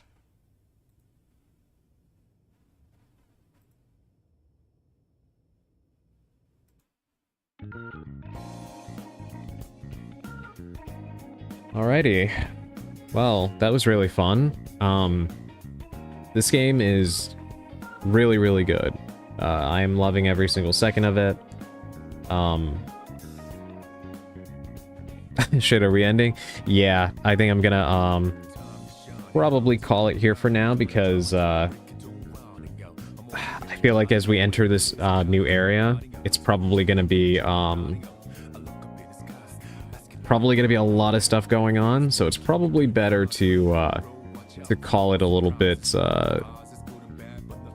like, while it's, like, it's even, you know what I mean? And then in the next stream, we just, start fresh. Stupid job. I'm sorry, but, you know, my intent is to stream again tomorrow. So we will be back hanging out again.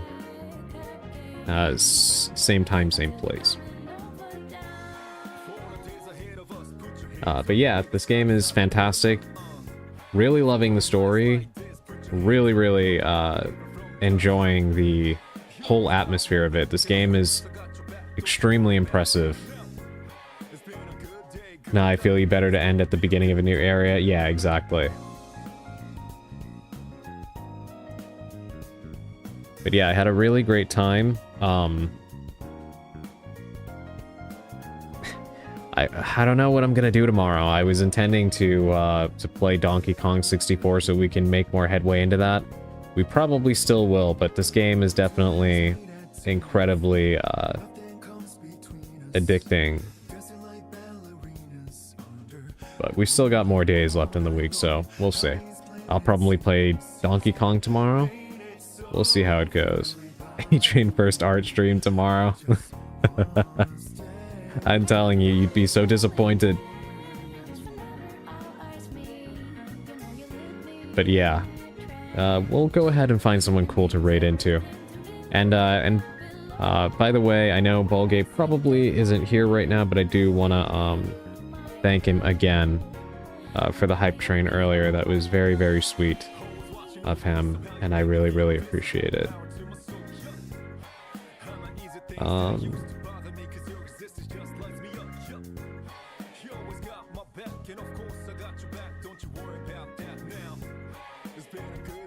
Who are we gonna raid into?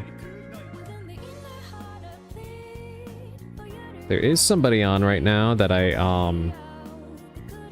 found recently. She seemed pretty cool. She's playing Resident Evil 2 right now. Obviously fitting. So I think we're gonna go ahead and raid into her. Her name is Rebel Dova Queen. And she is also a huge Resident Evil fan, so we're gonna go ahead and raid into her. Our raid message, as always, will be Hallie Raid.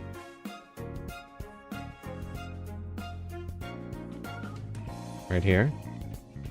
I need the art stream as a goal or something. Get that Bob Ross tutorial time in.